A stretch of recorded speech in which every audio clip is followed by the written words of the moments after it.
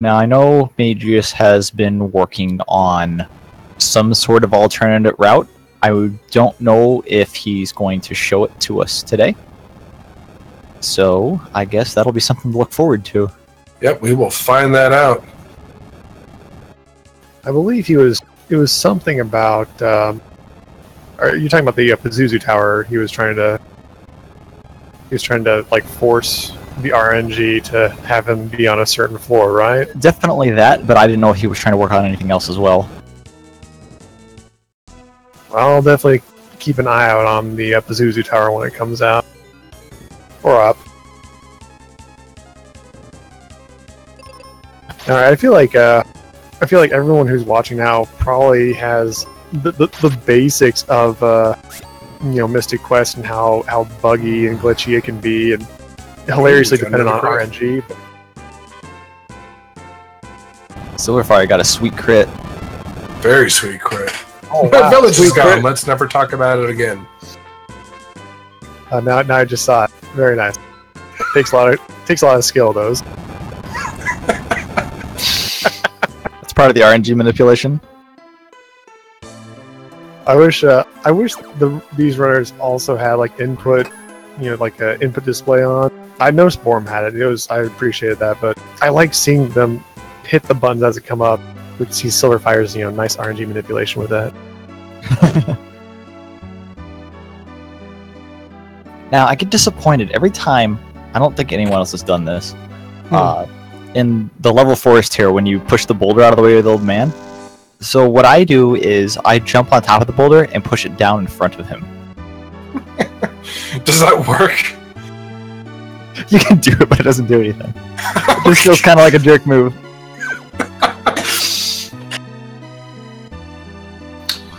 Oh, the timers are not synced. I do see, at least from when the race actually started, both of them did start at the same time.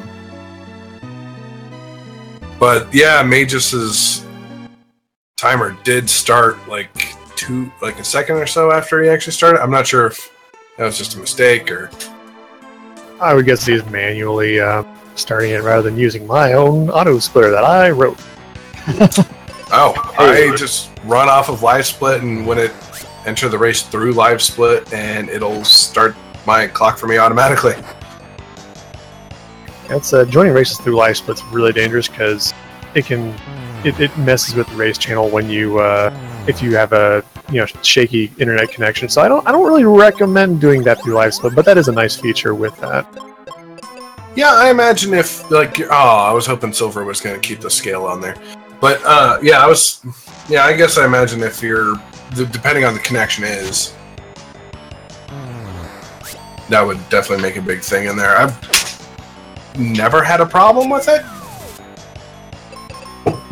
Knock on wood.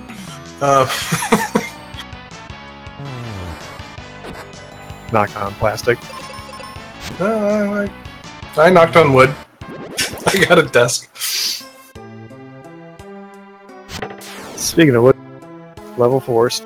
Speaking of woods, Kaylee just got attacked by a tree, who happens to be a minotaur that poisoned her, but not poison enough to be poisoned during the fight, I guess. Right. So instead of casting life on herself to save herself, she cast it on the enemy to get rid of him. But she can cast it 2 more times. She's fine. Oh, she fell over. She's faking it. She's gonna sleep it off. Was doing the surprise poison dance. You can't do much after that. Whenever I get food poisoning, I like to spin around as well. Yeah, well, something spins. Makes the owners of the restaurant look at me really oddly, though.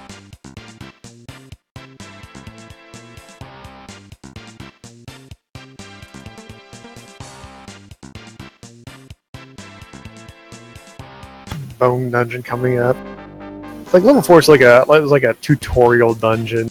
Only like a couple enemies you have to fight, but Bone Dungeon's the actual authentic dungeon, I feel like. Right. Kaylee is just supporting net neutrality by spinning, like Twitch. I like it. That's pretty good. That's pretty good.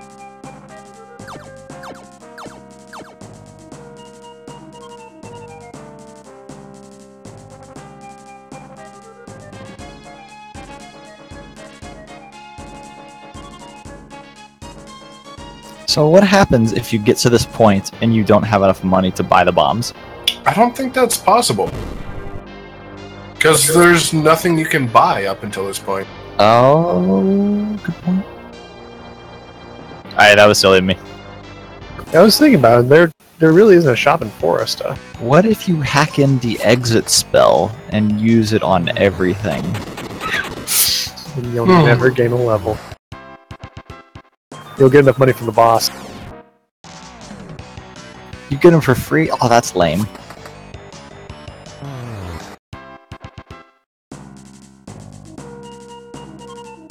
Red, I knew he sold it for half price, but I didn't know if like, oh, does he like actually not actually charge you any money? I never bothered to look at my gold, like, ever. I haven't either. Maybe I should check that next time. Al, we got plenty of time. I'm gonna load it up right now and give it a try. Just do it right now. Yeah, why not? There's 2 other people to cover for you, so... Exactly.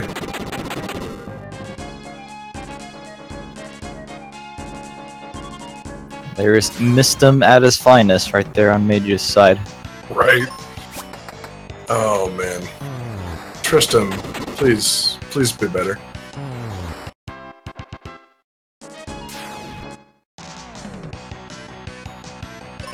So the runner's going to be looking for encounters that only have 1 or 2 enemies, and even that have 3, they're going to run away from them. And these, I guess it's worth it to mention that these Minotaur zombie... Ooh, this is a bad encounter. These Minotaur zombie enemies, Tristram actually can't one-shot them. So you need him to clean up the lone enemy and just have your bombs to single target take down the Minotaur. Luckily, when he's on auto, he'll do that anyway. Oh, what a nice guy. Right? Occasionally he does something nice for you. Almost never, but yeah, once in a while. Nice and useful are different things. I'm sure he always tries to be nice, but never useful. You're not wrong. I'm not even sure if he tries to be nice. Just blaring his boombox wherever he goes. Oh, yeah. I mean, One of those guys. taking stuff, leaving suddenly to go on treasure hunting trips. Like, you can't really depend on him for much. So now that sylverfyre has picked up the seed, he can combine running away from 3 enemies with the duplication glitch, which allows him to get an additional seed. If you use an item with one character, cancel out of that and then run away, you actually get an additional item. And he's probably duped enough by now, but he keeps getting 3 skeleton counters. There we go. Yeah, and I mean, it takes like 2 seconds to do it, so you might as well do it.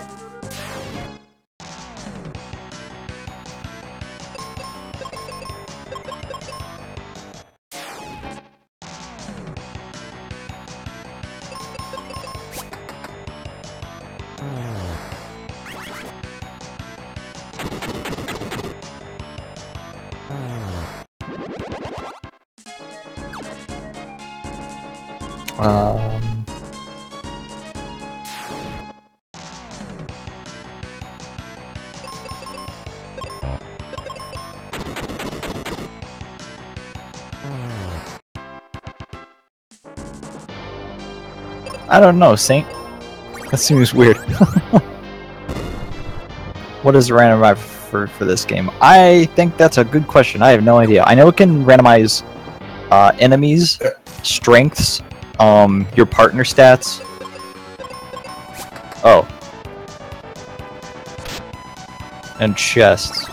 Yep. Oh, good. Those 4 things are exactly what you said. Yeah, as I mentioned before, it's like you could literally get the first Phoebe, she could be amazing, and second Phoebe could be half as powerful and lose some spells.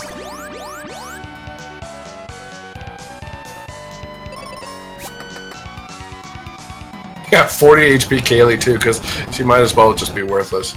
Actually, at that point, she is worthless. She gets looked at in the wrong direction, and she just falls over. Oh no. So the runners are going to be looking to land all of the cures on the enemy, the attacking cures, doing 250 damage each. It's a really good amount. Providing it hits. Providing you're level 4. that too. It is possible to be level 3 when you get to this boss, and then your cure starts hitting for like 233. Yeah, but at that point you might as well fight an extra fight, because you do want to be level 4 to fight this guy. He already does enough damage to you, he'll pretty much knock you out in 2 hits anyways, but you'll get that extra little bit of survivability. But anyways, looking at the game, you do start with, well, after the behemoth fight, you do start with 264 gold, so...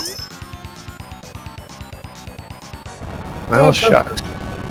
Yeah, it doesn't make a whole lot of difference. No matter what you do, you're playing the game through legitimately. You're always going to have enough money for those bombs, no matter what. My allowance is only 2 GP a month. Right? No, from the parents he doesn't have anymore? Yeah, what a weird thing to say. Like, your village is gone, dude. You don't have any income.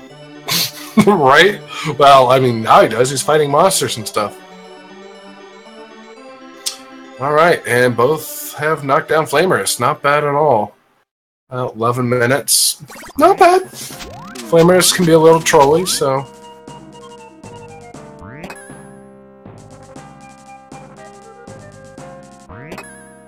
Don't forget that coin. It's a long walk back if you forget that coin. Indeed. Always found that line to be a bit morbid. I mean, a couple lines in the beginning are pretty morbid. It's like, my village is gone. Never mind that. Right? I picked up the cure potions there. Oh, well, you can do it there. Oh, Mageius just throwing bombs all over the place. Good thing you picked up those extra bombs up there. Right? Yeah, the bomb count is relatively important during this time. Like, I was trying to get like 60, and it's still I was still getting kind of low at the end of Ice Pyramid. Oh wow.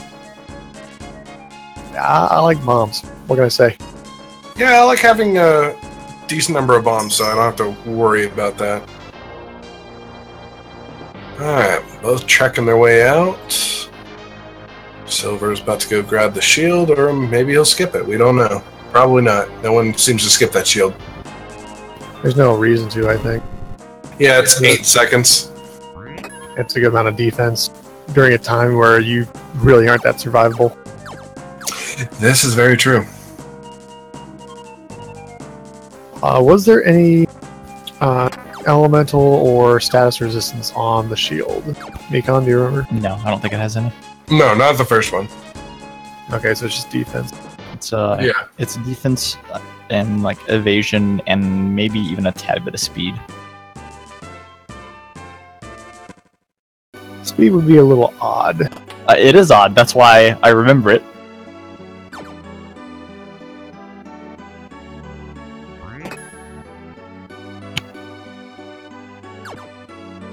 Yeah, it gives you... Oh, it actually gives you 2 attack, 6 evasion, and 5 speed. According to the wonderful speedrun guide for this game. Courtesy of Mageius.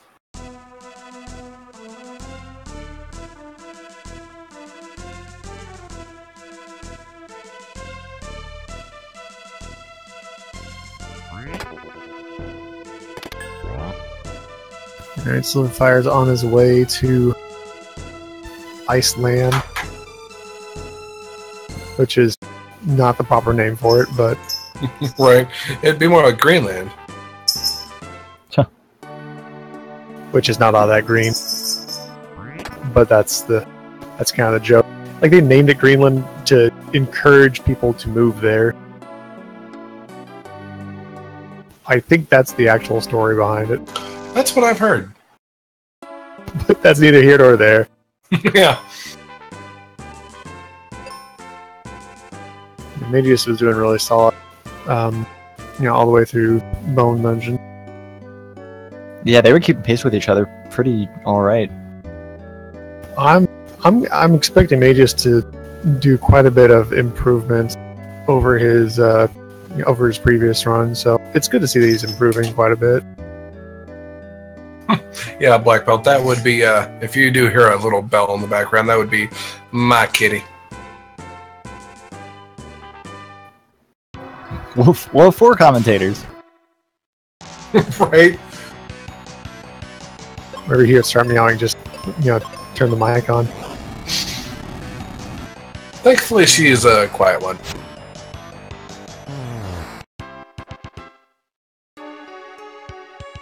Yeah, that sounds like that would be a gigantic mess of code, Saint.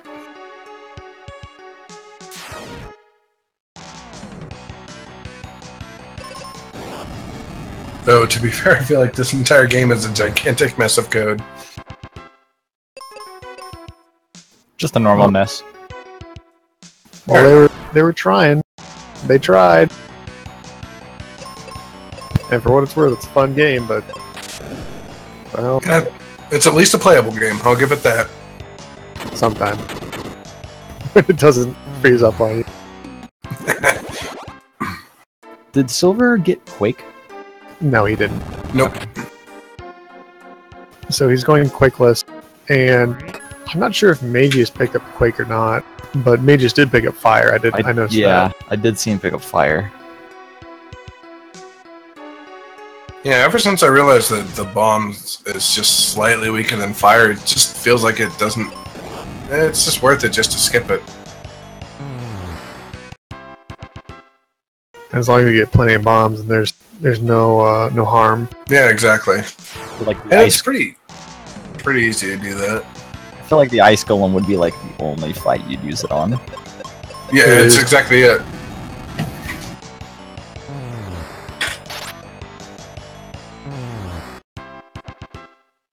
One of the reasons why I like going Quakeless, though, is it means I have less menus to fumble around during this section. And this is like the only place you use Quake. Yeah. The only places you would use Quake is against Flamer's Rex and against some of the leeches here, but other than that, nothing.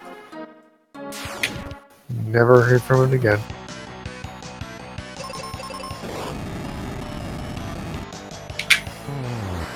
Now, I know as part of Quakeless, it was suggested to, like Silver's doing, fighting the turtle instead of the not the leeches, the worms. But since you're both using Thunder and Bomb on the other one, you could still do the worms. It's just still faster to do the turtles. Yeah. Have to look into the EXP difference. Probably not enough to be you have to worry about.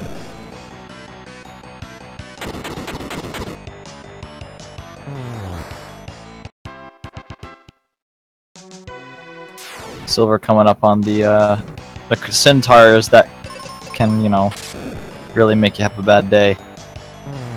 Indeed. Since Phoebe can't take all three of them out with one Thunder, it's possible that they can get their confusion attack in before Benjamin takes a move. So if they confuse Ben, or I guess both, then you could have a hard time. But Ben still goes faster than them a fair amount, so it's not usually an issue. So just something to keep in mind.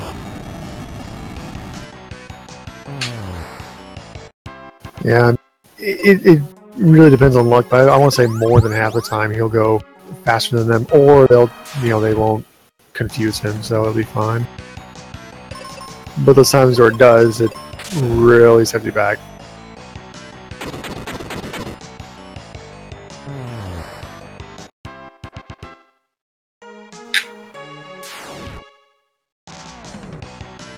Alright, so I think Silver uses Seed already if he's going Quakeless.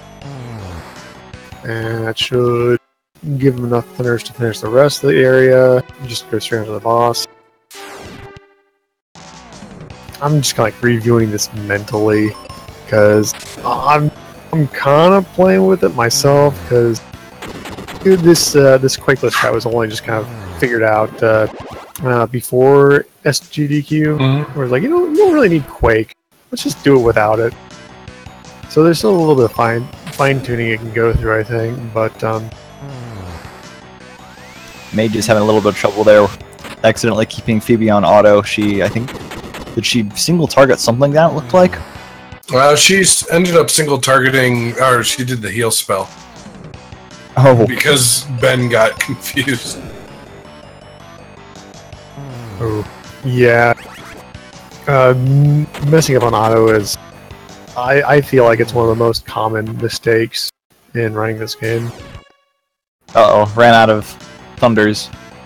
Gonna have to take this fight a little slow, which means it's gonna take a little longer because of confusion. I honestly would run, just reset the fight. Yeah, That's what I would do too. But they're only confusing Phoebe. Oh, Yeah, never well, mind. Betrayed. Phoebe strikes again. I mean, to be fair, usually when my Phoebe gets confused, she protests by lighting herself on fire. There she goes! This happened in my last run too, where she got confused, just starts shooting everyone. The bow of grace really hurts hard, so yeah. Oh yeah. Just reset it, man. Oh no. Oh no. Set everyone on fire. Set all of the things. Oh man. Oh, come on, that might have been fine if she didn't get crit. Just reset it, man. No. Please. No. It's for your own good. You can save yourself this heartache. Your friend is dead, but hey, want to hear a riddle? There we go. Oh jeez. Oh, Mageius, Mageius made a mistake. Uh-oh, what'd they do? Fix it. No, look at his items. Oh. I see. Ooh. Well, That is fixable, but unfortunate, yeah. yeah. I don't know if you can buy 19 seeds. Or actually, you have to use all of them and then you just still have get to the buy them in items the right order. You just have to have the items in the right order. He can fix that when he gets to Fireberg. Yeah, because there's a seed and a cure there, right? Yeah, you can. Yeah, the place where you buy the seeds and the cure are right next to each other, which you use for the. So I mean, that is fixable. Unfortunate, but that is definitely fixable. This is part of Mageius's new route. Like that might sound a little mean saying that, but I honestly have no idea what they're going to be doing with their with what they're doing. Oh man, yeah, it's I definitely made a couple mistakes when I was learning this game too. I was just like, wait, you also need to get the refresher and the heal potion in the right order? Shoot. Oh, Yeah. there goes that run. I mean, as long as he picks up the refreshers first, then he's good. You can easily fix it. Before Right. using that last potion. Exactly. Oh yeah.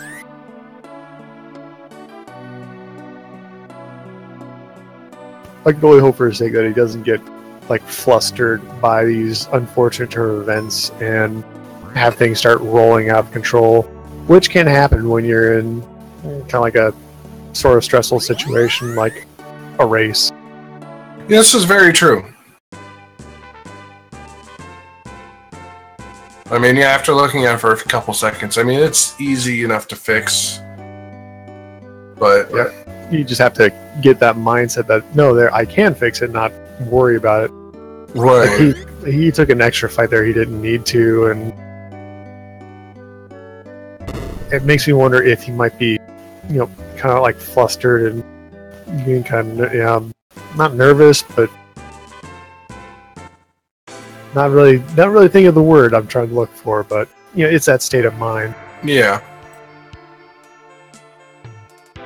Anyway, Silver took out Squid Eye, I guess, while we were discussing all that. That was a while ago. I was paying attention, kinda. It looked pretty clean where Phoebe just got out the arrows she needed, but other than that, just Squid Eye can be kind of a pushover. Yeah, it's not really, that scary of a boss. The only thing scary about Squid Eye is if you don't have a thunder to use to get out the his lads, and it's like, oh well. Other than that, though, Phoebe can just solo it.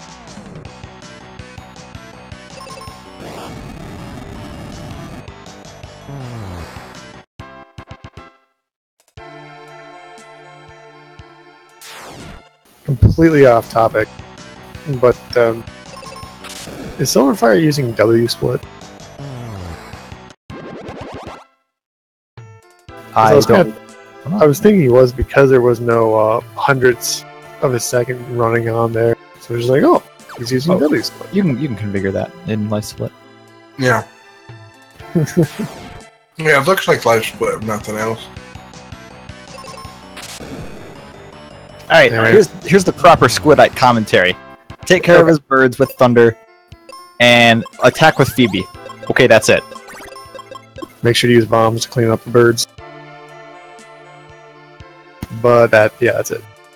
Benjamin is mostly useless in this fight that Phoebe can just auto-attack it, and you'll be just fine. I think it can still do some damage, just don't bother bringing him back up when he dies. Yeah, it just depends if you get unlucky and you get crit on Phoebe enough times that Benji's dead. You do want to do some healing, but more often than not, that does not seem to happen. My first time running this game, Phoebe totally bit the bucket on this fight. See, I mean, it can happen. I mean, just about any boss can wipe you out whenever it feels like it, but...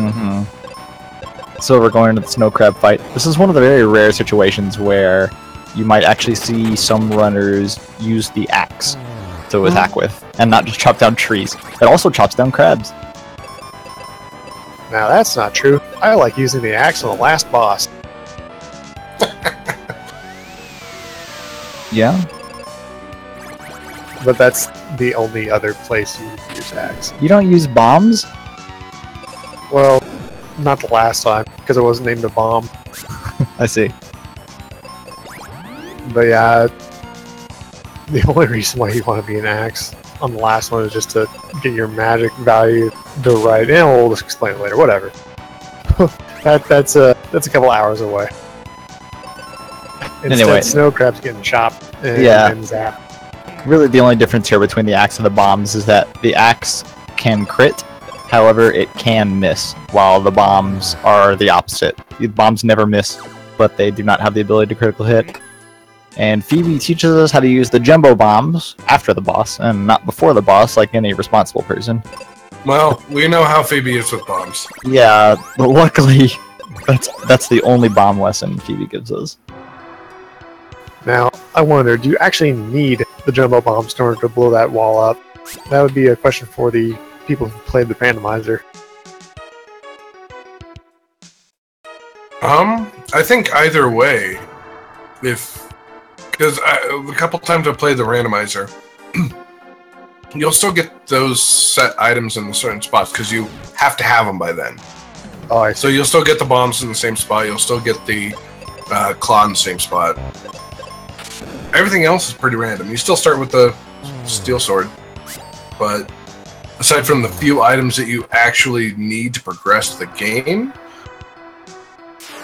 everything else is randomized. So you're saying that you can never start with a dragon claw, which would be totally rad. No, you cannot just start with the dragon claw itself. I mean, dragon claw could be sitting in the chest that you'd get cured. That would be pretty good. I've had the Excalibur there, but that's not guaranteed. Well, of course not. It'd be random if it was guaranteed. I've been doing this speedrun for so long, I don't even remember where is Excalibur? Was that through the tower? It is. 4th floor, yeah. Huh. If you got a floor 2, you actually walk right past it. Huh. There's a lot of enemies in the way, though, right? Oh, yeah. Yeah. It's got that little corner where you have to fight at least 2 things to get it. Yeah, no wonder. It's not like you actually use swords for anything other than just being faster to cast exit. Right, and the Knight Sword and the Excalibur give you the same speed boost, so there's no point. That's ridiculous. Wooden chests can have major items too. That's hilarious. Yeah, I opened up a wooden chest once that had, I think it was supposed to be, it might have been like a bomb chest or something, but it had like 10 helmets. Oh boy! It's like, cool, I'll put them all on right now. Just start stacking them on top of your head. Right.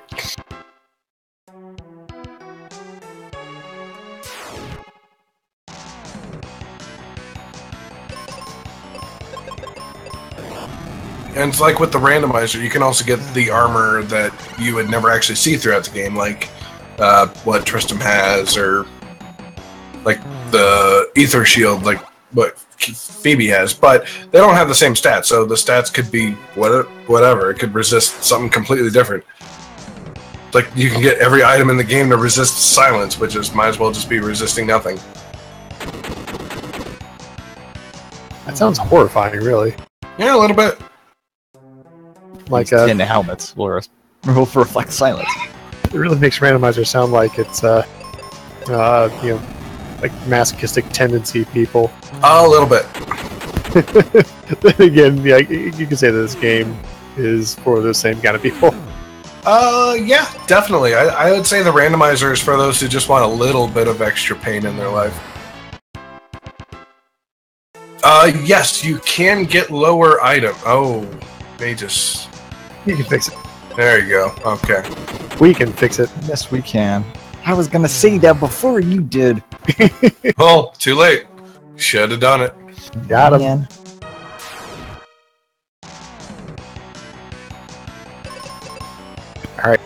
Alright, crab battle. And oh wait, no, it's a reskin already, because this game likes to do that. Not even the dungeon right after, and it's reusing the same boss sprite as a recolor.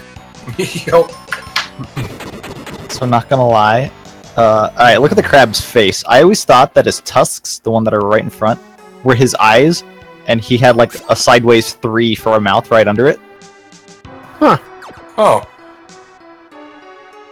I never found the yellow spots to be his eyes when I was a kid. Oh. Yeah, I've always seen that.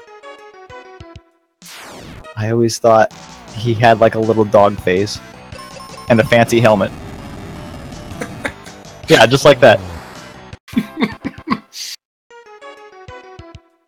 Oh man. Yeah, I mean, the yellow eyes always stood out to me, but I mean, we all see different things. It's like Legend of Zelda: Link to the Past. The fairies, the back, which is the wings that are flapping there. I always thought that looked like it was just. It always looked like a mini Mario from Super Mario World, just like on his back, just like pumping his hand. I'll have to see that next time. So yeah, I definitely understand what you mean by that. I thought you were gonna bring up the famous Aghanim looking like Pokey. Oh. No, I never saw that. What? It was a pretty nice crab battle from Mageius. Phoebe down to 175 and Ben, taking a nap. Right? Hey, Ben, hey, he's a tired kid. He's like 16. He's been like 2 different countries in 30 minutes, so Right? we're doing a lot. It's a lot for a kid. But this is Mageius. Go back, refresh your Mageius.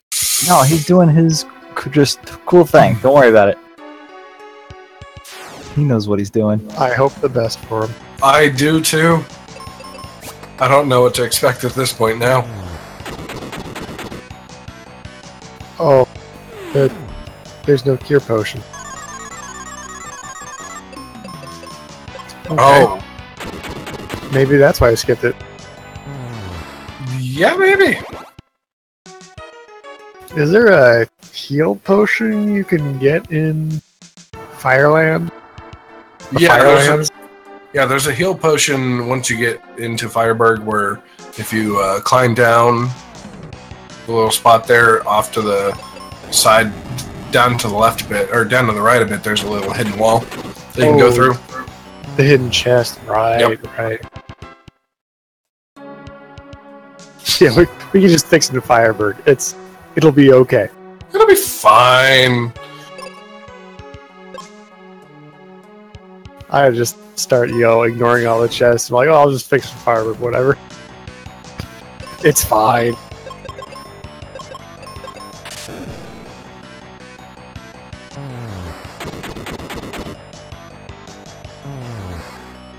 So, Oh yeah. Oh god. Go ahead. I'm trying to still formulate the joke. I Oh, think it's okay. already passed. Okay, I was gonna say either way. I decided to load up a randomizer because I am also a masochist. Oh my god. But yeah, it's like I don't remember what seed this was or whatever. I just loaded one up. The first fight with Behemoth also came with a slime. because it wasn't bad enough as it was.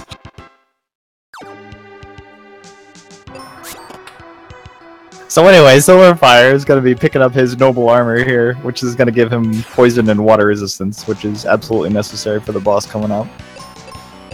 I kind of like taking the fights that are closer to the wall, because those are just, I think, 2 beholders. You can just bomb them, defend. Nope. But Silver opted to go and attack the chest. Whoa. How did he defeat those Sphinxes? I kind of missed it. He bombed and thundered? I think he did thunder, yeah. Yeah, your thunders are kind of limited here, so you always kind of have to keep an eye out on that. I think Phoebe has 5, so you just kind of keep counting down wherever you use one. Like, up, time to use another seed. Right. Well, everything is a Fireberg, so you can get the refreshers there too, I imagine. Yep.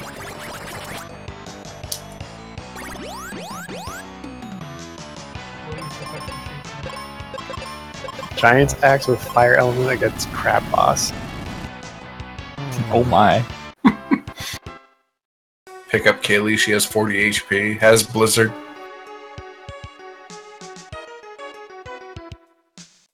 These randos are...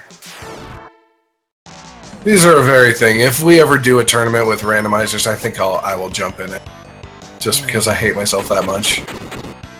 Speaking of spells, I guess, and your partner, isn't AI Phoebe, doesn't she have a spell that she can cast that isn't in her list?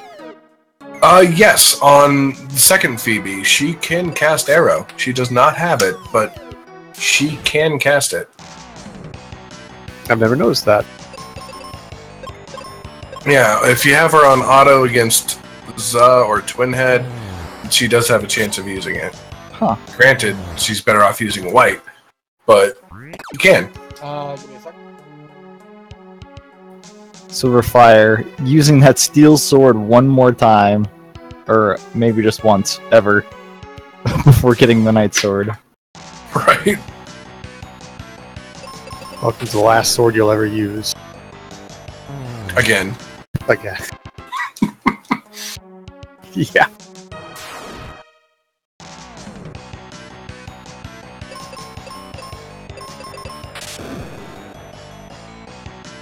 Yeah, I kind of feel like a lot of times we'd be talking about, here's how this specific mechanic works with this, that, and the other, but man, we're halfway to the tournament already. I feel like everyone has a general sense of what's going on, and third match of the day. But if anyone does have questions, feel free to ask in chat. We'd love to chat about it. That's why we're here. We want to talk about Mystic Quest and anything else. But yeah, there's a lot of knowledgeable people hanging around here. There's be serious of which sometimes. I'm not one. Same. Yeah, I get corrected all the time by chat. Oh, Sylverfyre! Jump, jump, jump. Just press B. No, don't do that! No! Oh no, this is pretty far back! Oh no, you beat up the wrong guy! This isn't a beholder, what are you talking about? Oh, sorry, the other side was a beholder. Where was he? This is where I parked my car. Just jump over that left one. Yeah, there you go. There you go. Silver, what are you doing? It's okay, okay. He's back. He fell a long, long way. He's giving a sporting chance. Oh man. I did that before on a practice run. It is the worst feeling ever, and immediately after that, I've always been super cautious around this ice pyramid area. I don't know if anyone else has, but Oh yeah. I worry about that every time I walk through it. So when you're walking up to the boss, you can actually just hold jump, can't you? oh yeah. Yeah. Once you get up to like the ledge of the first one, then you just hold jump and you're good. You might lose 1 frame for the extra jump you do, but I think that's fine. It's worth it. Yeah, it's worth it to not risk falling over. Oh man, Silver. Jump, jump, jump. Yeah, he just got it. It's a regular jump man. He's got no seeds, but that's okay, because after this fight, he's not going to need them anyway. Where we're going, we don't need seeds. Yeah.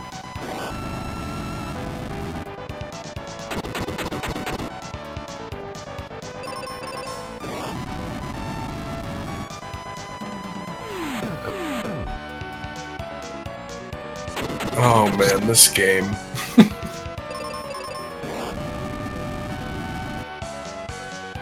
So, when Mageius is fighting other mages, is he like asserting himself in a hierarchy, or is he a traitor to his own kind? Like, what's Becoming your theory? He's becoming the Mageius.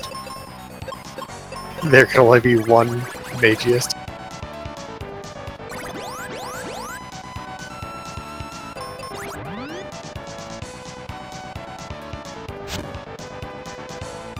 Well, this might be kind of a rough fight for Mageius coming up. Ah, it was fine. So Ice Golem here, this Ice Golem here, when it gets lower on health, he's going to be spamming his damage and healing skill more, which is a little annoying. A little bit. If he's low, so he needs to hope that he doesn't suddenly crit her for a lot. He's keeping on auto. He's really It's close. Gutsy. Oh, he just wasted a turn. Whoa, lucky him. You're right. Even with that damage, I think this might be it. There you go. Very nice. Only slightly risky, but still worked out.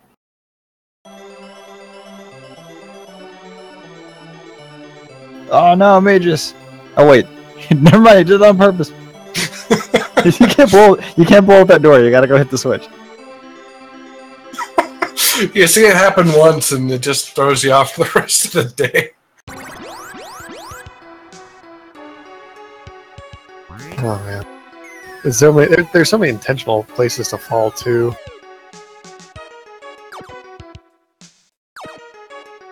But every time it's just like it's gonna cause a little panic on the inside. Yeah, A little bit. when you first enter that winding room, you just want to walk straight ahead and fall. That way you can get to the switch as fast as you can. Fine, I guess you can get the armor for these two fights, but I mean, what's that gonna do? Not a lot, it appears. Yeah, not a lot. Yeah. I don't need eyes to throw flame at you though.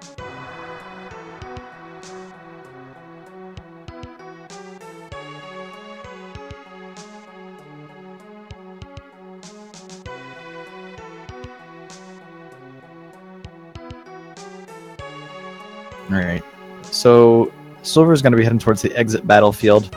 You need 10 bombs in order to clear that out. He has 10 bombs, but I probably going to pick up the bombs down here.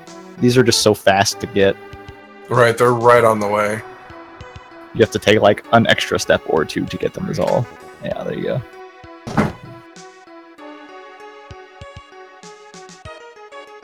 want to say after exit battlefield, you only really need 30-ish bombs for the rest of the game, so you'll be in a good position to just only grab 2 extra chests and just be, done. Yeah, Yeah, you you walk. have to go through the focus tower at least twice more, so... Yep.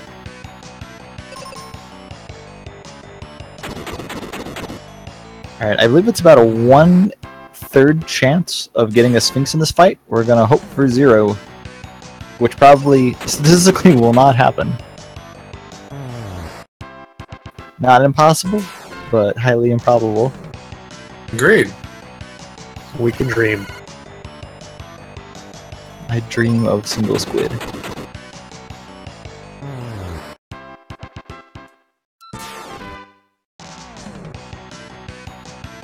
Looking good so far. Yeah, cannot complain. Ah, you could.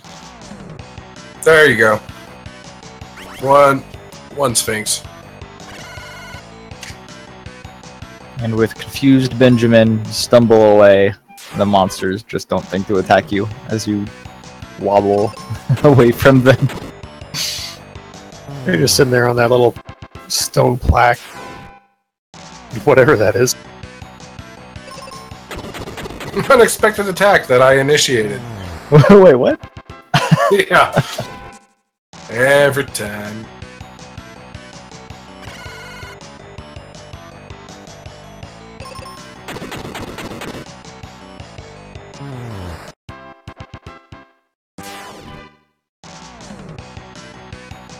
I'm trying to think. I had something to say and it's just escaping me right now.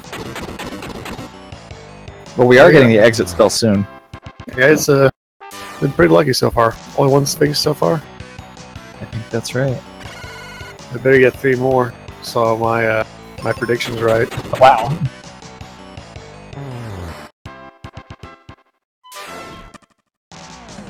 Very nice. Only got 1. That is beautiful.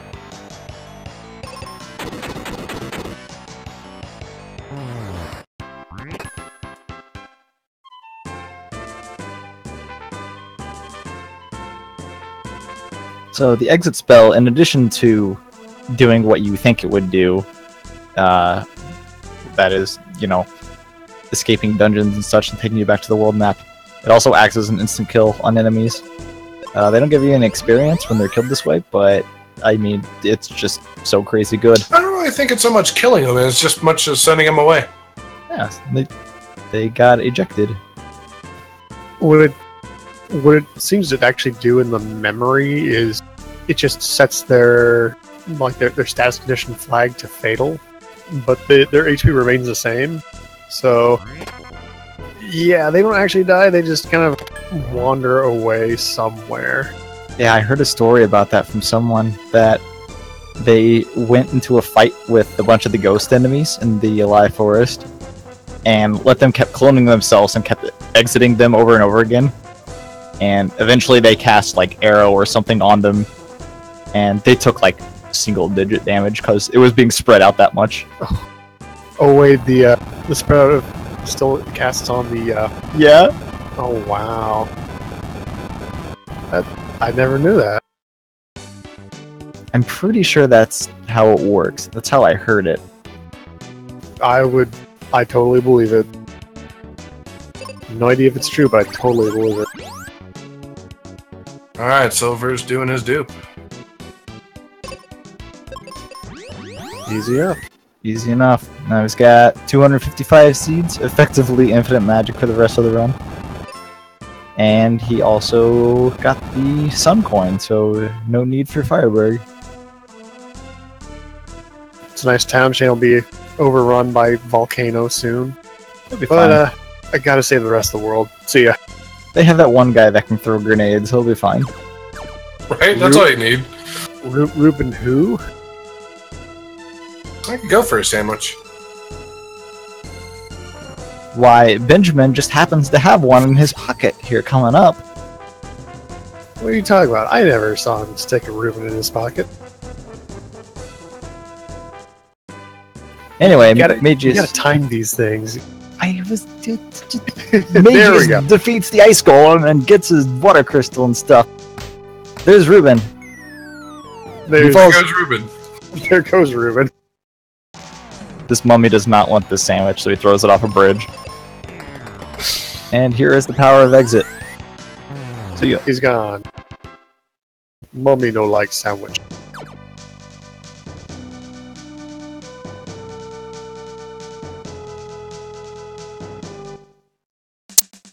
Although, it makes sense that mummies don't like sandwiches. You know why?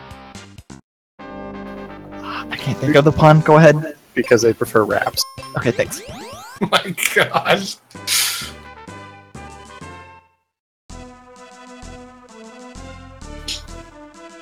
I'm slightly proud that I just came up with that. Shut up. Silver is going to go get his arrow spell with Tristram, actually, and not Haley. Yo, you okay? The Yeah, cat. no. Just dropped a thing. Okay. Was it the cat? Was No, it was my Wiimote.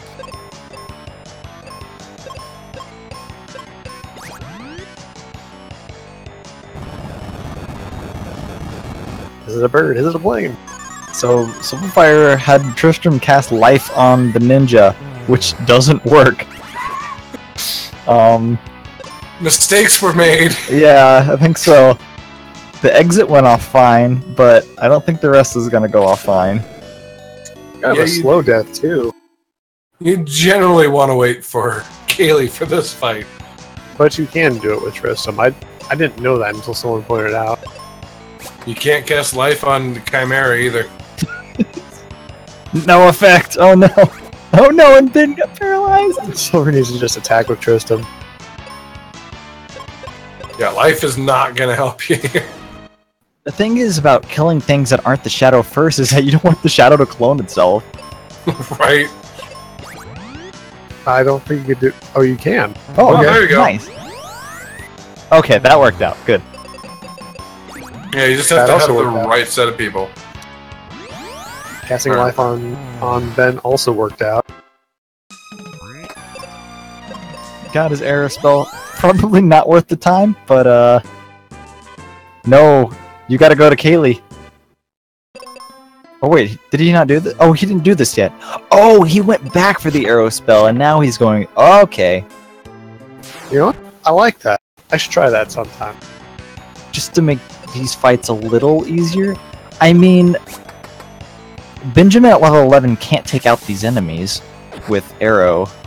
No, we can't. So exit... maybe if he's single targeting, but then exit has the exact same effect. Well, with Tristan hitting him once, Arrow should be able to destroy one of them.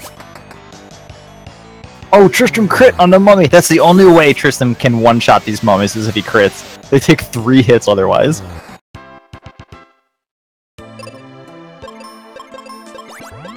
Mummies are weak to Arrow for some reason. Blows off the bandages. Yeah, that's the only way I can think of. And for the ghost, just kind of, you know, blows away the blankets, the whatever they're wearing, robes. Sheet? Oh yeah, sheet. Just a white sheet. I don't think this is gonna work, is it? No. It's really old man red. I just feel like the exit spell achieves the same effect in the same number of turns.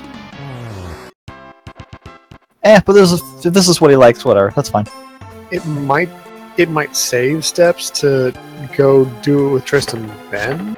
Maybe? Question mark?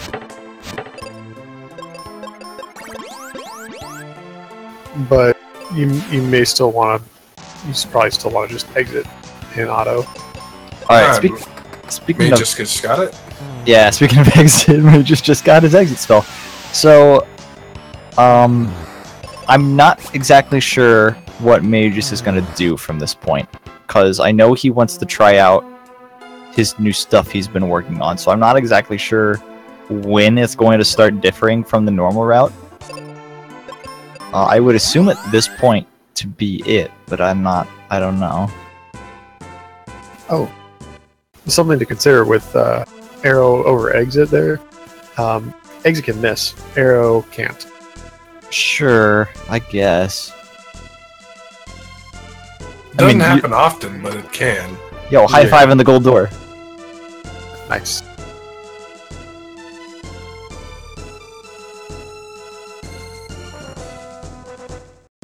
See, that's why Silver fell down the hole earlier, so they'd meet at that point. Oh, very nice. You planned that far ahead. I'm impressed.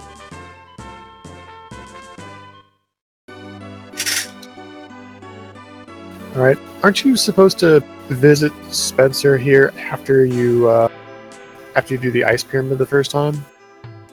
Yeah, normally through the story, he gives you the Venus key so you can go get the Venus shield, but you can just ignore him completely. Just visit him 10 minutes later, and he'll do something completely different. Alright, Magus. Wait, you bought... What, 0 potions? Is that what he wanted? He has the Thunder Rock now. He's going to soft lock the game. Well, maybe he'll do something to get rid of it later. You can do something to get rid of it, but I wonder if he knows how to do it. Oh, he's grabbing his bombs. He didn't grab it. But he didn't grab the bombs. He went too fast. Yeah, and he still has the Thunder Rock. He is going to soft lock the game. I mean, but if you can get rid of the Thunder Rock, it should be fine, right? Yeah, I think he just did. He may have. I am a little baffled, but yeah. I mean, from here he could go get the Cupid Locket now. I think that's what he's doing. Yeah, that is what he's doing. Alright, so Mageius picks up the Mega Grenades and the Cupid Locket. He's in Windia now, but you actually can't go anywhere in Windia. Like, the story triggers prevent you from actually going anywhere. Also, he bombed that lady's house before taking her locket. Nice house you got. Shame if something happened to it. Give me that locket. Alright, so what's going to go on with Otto here? Well, he might have access to Mount... There's Kaylee! He's got Kaylee in his pocket, too. No, he's basically doing this so he skips that part once he gets Kaylee. Thunder Rock... I've done that before. Thunder Rock typically soft locks because, in the normal route, if you have the Thunder Rock already, you won't be given... the cutscene that happens whenever you get Ruben doesn't play. So you can't get Ruben, and then you can't get the Thunder Rock. So that's typically how it would happen. I assume Mageius has a plan to get rid of the Thunder Rock somehow due to inventory manipulation, so that he will be able to continue on the path that he's on.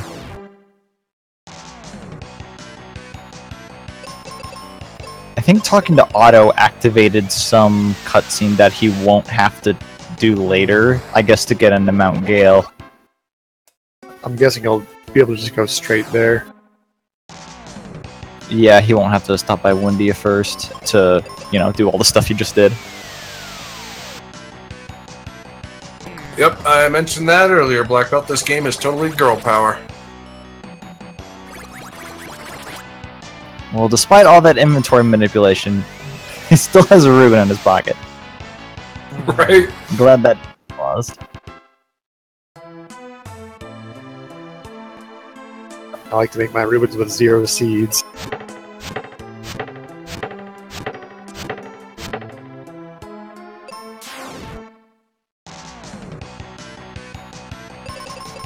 Yeah, Ruben 2 does get white, and it is pretty useful in a couple of fights. But you only get that Ruben for like 5 or 6 fights, so, you know. Ruben tries. He really does. Why would any sane person ever want to play this or speedrun it? Well, nobody said we were sane. Exactly.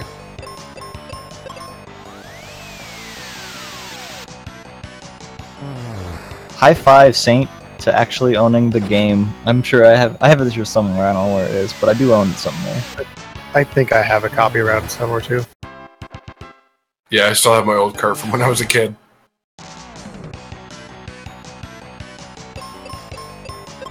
I think after all these years of owning the game, Tristan would stop calling me kid.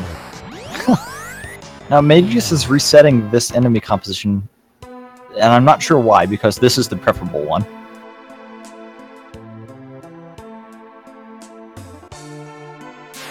Since Tristram can actually one-shot the Spectre enemies.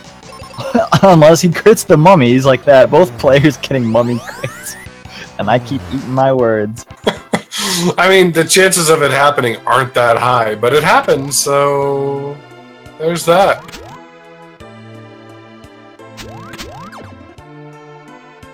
I'm still intrigued. I'm still hopeful. Yeah, I don't think the game is that bad as people kind of make it out to be. It is simple, sure. But, I mean, I still think it's a fine experience. It's fun, but it's not complex and... Well, Like other Final Fantasies in the era would be considered. Yeah, I can totally see that.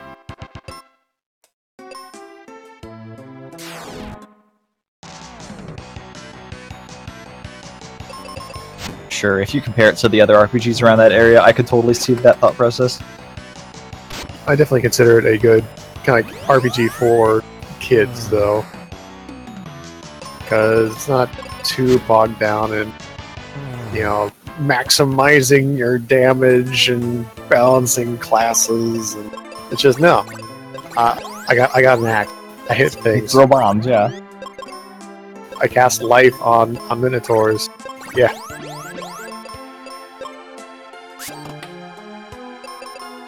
Oh no, Knives, I don't think anyone's arguing that. Don't worry, we all know. We're not gonna try to say it's some, you know, whoa, crazy complex thing, but it's good at what it was trying to do, I think. It was trying to be a game. It is definitely a game. Especially for a you know, for like American audiences in Europe, you know, there wasn't really that many RPGs on the console. This was their first Final Fantasy. Yeah. I mean, there was stuff on computers like Ultima and Wizardry and stuff like that, but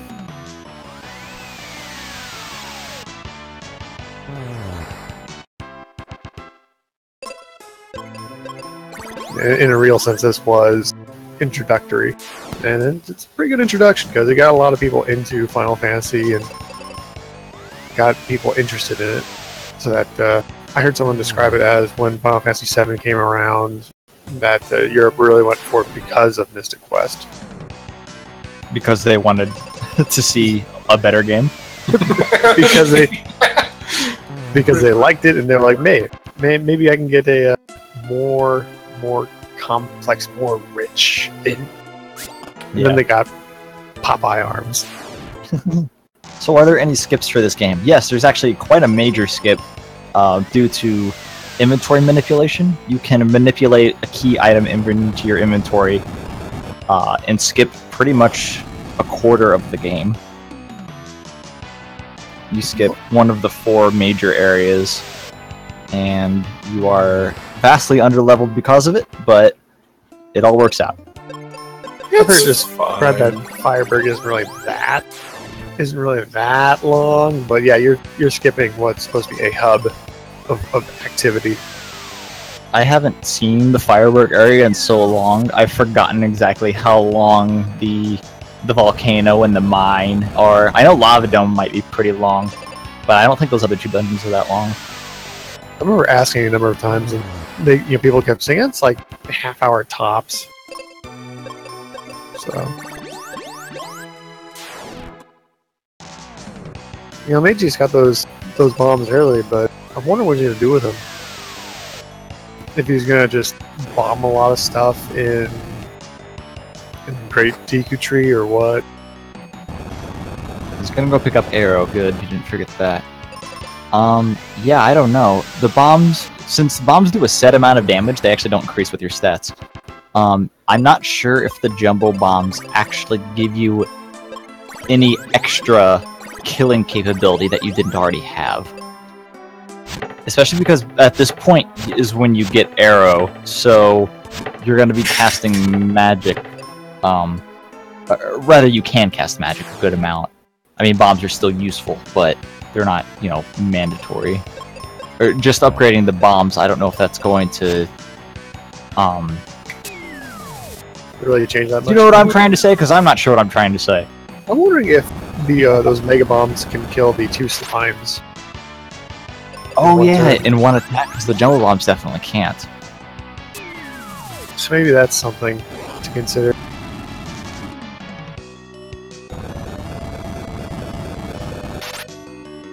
Yeah, I want to say RPG speedrunning is quite a bit different than any other speedrunning. Right, because there's no real physics to abuse, Well, in these tile-based RPGs, I guess. It's mostly just manipulating crappy code into doing, exactly what it is you want, rather than wiggling to clip out of an area or something like that, or abusing physics to fly further. I would say in both types of games, you can abuse AI to get it to do what you want. Oh, for sure.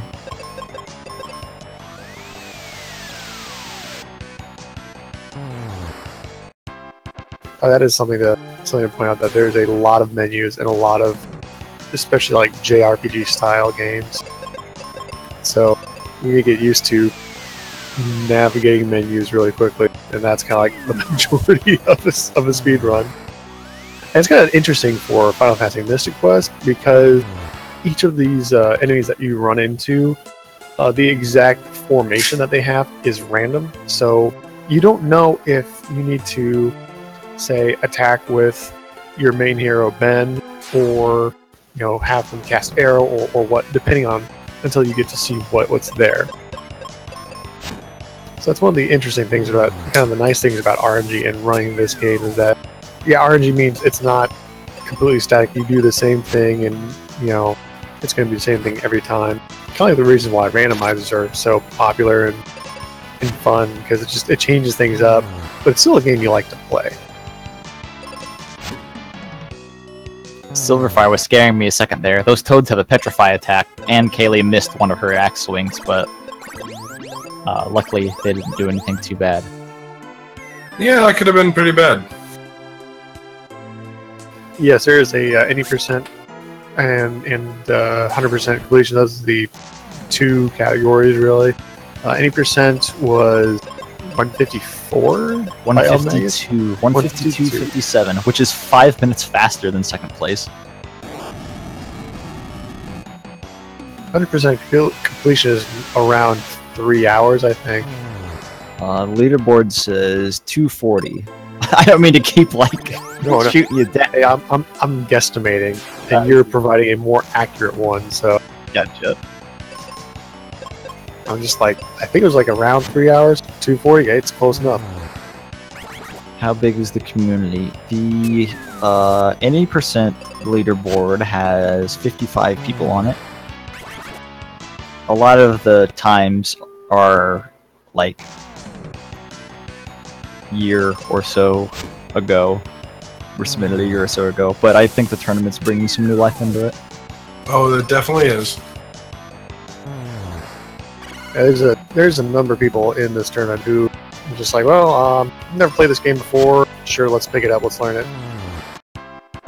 Or they played when they were a kid but never speedran it, so they learned it for this tournament. A lot of it is kind of, we joke about it being, kids' first RPG or anything like that, but that actually lends itself to being learnable very easily. There's nothing in this game that is timing based. Everything is done on your input, so there's nothing that, I missed this frame perfect trick or whatever. There's none of that. And there's actually a very well-received speedrun guide that has been written by the world record holder Mageius1, which is super duper useful in learning how to run this game.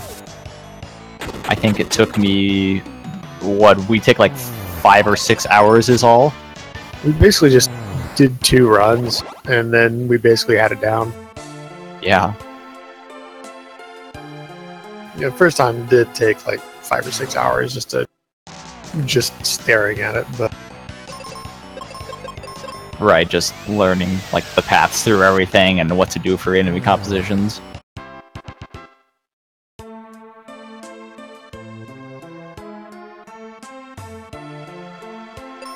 So about, on average, how long are encounters? Because I never bothered actually timing that. I just kind of accepted them as a thing that you must go through. Would you say a minute, half a minute? A minute? I don't think it's a whole minute for an encounter. You know what? I'm going to stare at the timer and see how long it takes for these runners to do an encounter. These triple encounters are kind of nasty. These leeches, and especially this 2 ooze, 1 skeleton.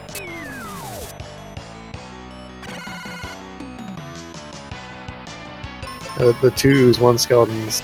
Oh no, you don't want to do that. Oh no, don't manually cast magic. Alright, so these oozes reflect magic. It also makes them immune to exit. There you go. Don't cast magic on them, because it reflects the full damage back at you.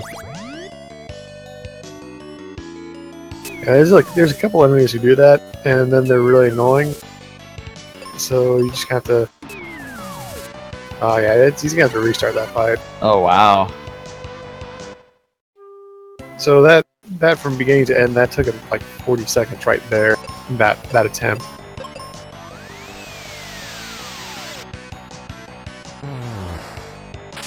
I do like using the Dragon Claw and kind of fishing for a petrified proc. Last time I did it, I was actually extremely lucky. I think I got like 6 in a row. Oh wow. But it's such a nice feeling when you get it and they just insta die. Yeah, Master Knives.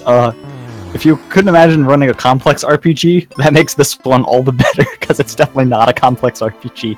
And yeah, it's extremely forgiving. If you die, you just restart the fight with whatever you had. It's very nice in that regard. Star Ocean speedruns? Oh hell no. Because I've played, Star Ocean 2, I've played a bit of Star Ocean 1. The crafting mechanics around that are so insane and in-depth that I could not imagine what a speedrun of that looks like.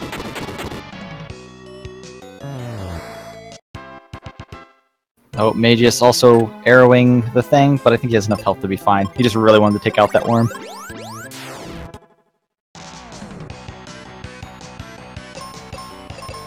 Oh yeah, I want to see how Mageius fares against the slimes with the Mega Grenade. It's about the same as if you have the jump up bomb. It still takes an extra round. Oh wow, can you still not one-shot 2 of them with 1 bomb? That is correct. Oh wow. Can you kill 1 of them? Yeah, I think, well, yeah, you'll kill 1 in 1 round no matter what. Yeah, even with the jumbo bomb, I think you can kill 1. There's just not many opportunities where that arises, where, 1 hasn't been hit at all. Yeah.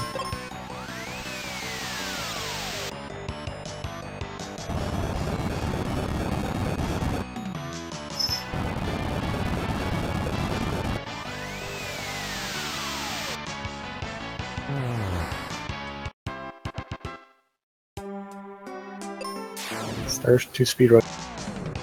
Wait, stats are different? That's weird.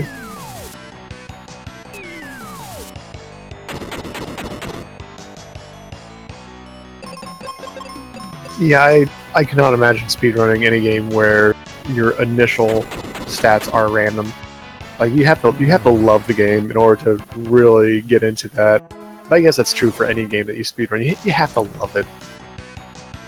Either like before Pokemon, you start right? speedrunning it, or especially Pokemon. Just you say random stats at the start of the game. Yeah. How those EVs treating you, bro? I mean, I guess those are all manipulatable in some of the older ones nowadays. I don't know. All I can remember is, tuning into someone's Twitch. I can't remember who it was. And he was doing Pokemon speedrun. He was just starting it, checking the stats, restarting it, and he did this like 50 times in a row. It's got to be the most mind-numbing thing ever. Feels like it. More power to him if he can do it, but that is not the life for me.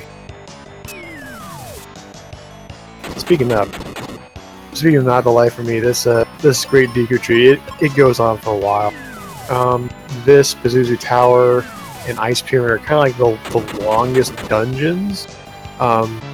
For each of them, like Ice Pyramid can take me, takes me like around 15 minutes, but I want to say they're each of are roughly around 15 minutes. Pazuzu may be closer around 20. But yeah, once you get those dungeons out of the way, then it kind of feels like a nice, easy easy breeze to the ending. Mageius So Sylverfyre's almost done. Yeah, sorry. Mageius had a little bit of a sketchy fight there with those frogs. That was a little scary. It's like similar to what Silver had earlier. And now Silver is on probably the scariest fight in here is these 3 Scourgers. They have instant kill, which there is one. But luckily, as long as nothing really bad happens to Kaylee, she can clean it up on the second round. And now Silver is moving on to Ghidra, the boss of this place. As long as you remember that Kaylee's arrow can kill 2 of those enemies. Yeah. So I want to say like this is one of the like the other fights can get really annoying, but this is kind of one of the fights where you really have to be careful about RNG just killing Kaylee outright. Because he can crit a couple of things that just kills Kaylee, if I remember right. I might be wrong. Well, the Petrify is probably the scariest one. Yes. Because if Kaylee gets petrified, the boss is going to go before Benjamin can heal her. So if the boss decides to kill Benjamin in that one turn, that's it. There's really not much you can do to stop that. Surprised Silver didn't heal up Kaylee. On this fight, you want to play kind of safe. And with this speedrun, you never get to the area in Firebird where you pick up life, so only your partner can pick you back up from the ground. Ooh, that's getting close for Silver. No, Mageius, you want to go up here. Oh, he's just going for it. Oh, wow. He's so brave. Oh, but he gets it. 160. Victory Claw. Very good time. Goon Kid. Shoutouts to Goon Kid.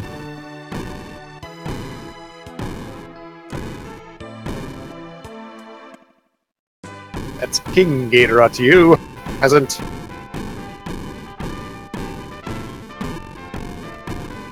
Yeah, it's risks it all right there. But I think in this tournament, players can watch the stream as it goes on, even have the sound on if they feel like it. But they just fell down. I think they went the wrong way in one of the rooms. I believe you did. So after the boss of this place is beat, all of the monsters disappear. So Silver's gonna take a uncontested walk to this treasure chest over here, where normally there would be, I don't know how many fights in the way, but it's enough to where it's not worth it to get earlier. Even though it's a very nice spell. In fact, it's so nice to use it in pretty much everywhere else, everywhere in the next dungeon that you come to, until you get Flare. I take that back. That's not right. You abuse the heck out of it in Mountain Gale, and then after that, and then Pazuzu Tower, you're just like, oh, these things all don't die to it. Let me just exit arrow everything. Yep.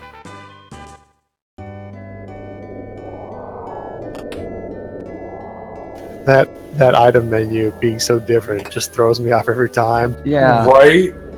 Oh man. Oh, Mageius is back on track. He just kind of took a different way of getting back over here. So Silver's going to pick up his Cupid Locket that Mageius picked up much earlier. That's going to give him confusion and sleep resistance? I believe so. No, I did this earlier. Oh, it's blind. I was blind, right, yeah. I'm a dummy, sorry. Because those beholders try to blind you all the time.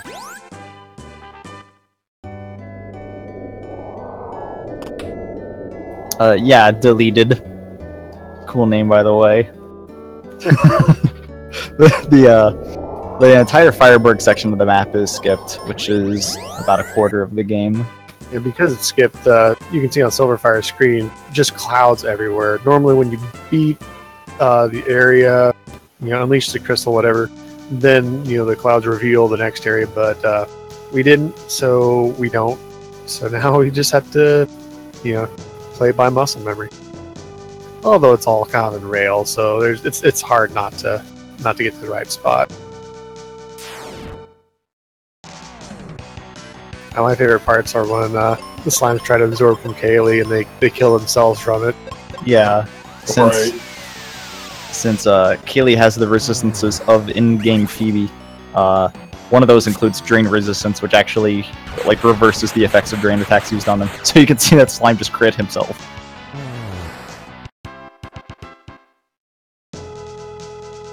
There's a bunch of glitches going on in this game. For those joining us who are not quite sure what this game is and what it's about, this is Final Fantasy Mystic Quest, a fun-filled game made in Japan for the U.S. audience, and they made it pretty easy.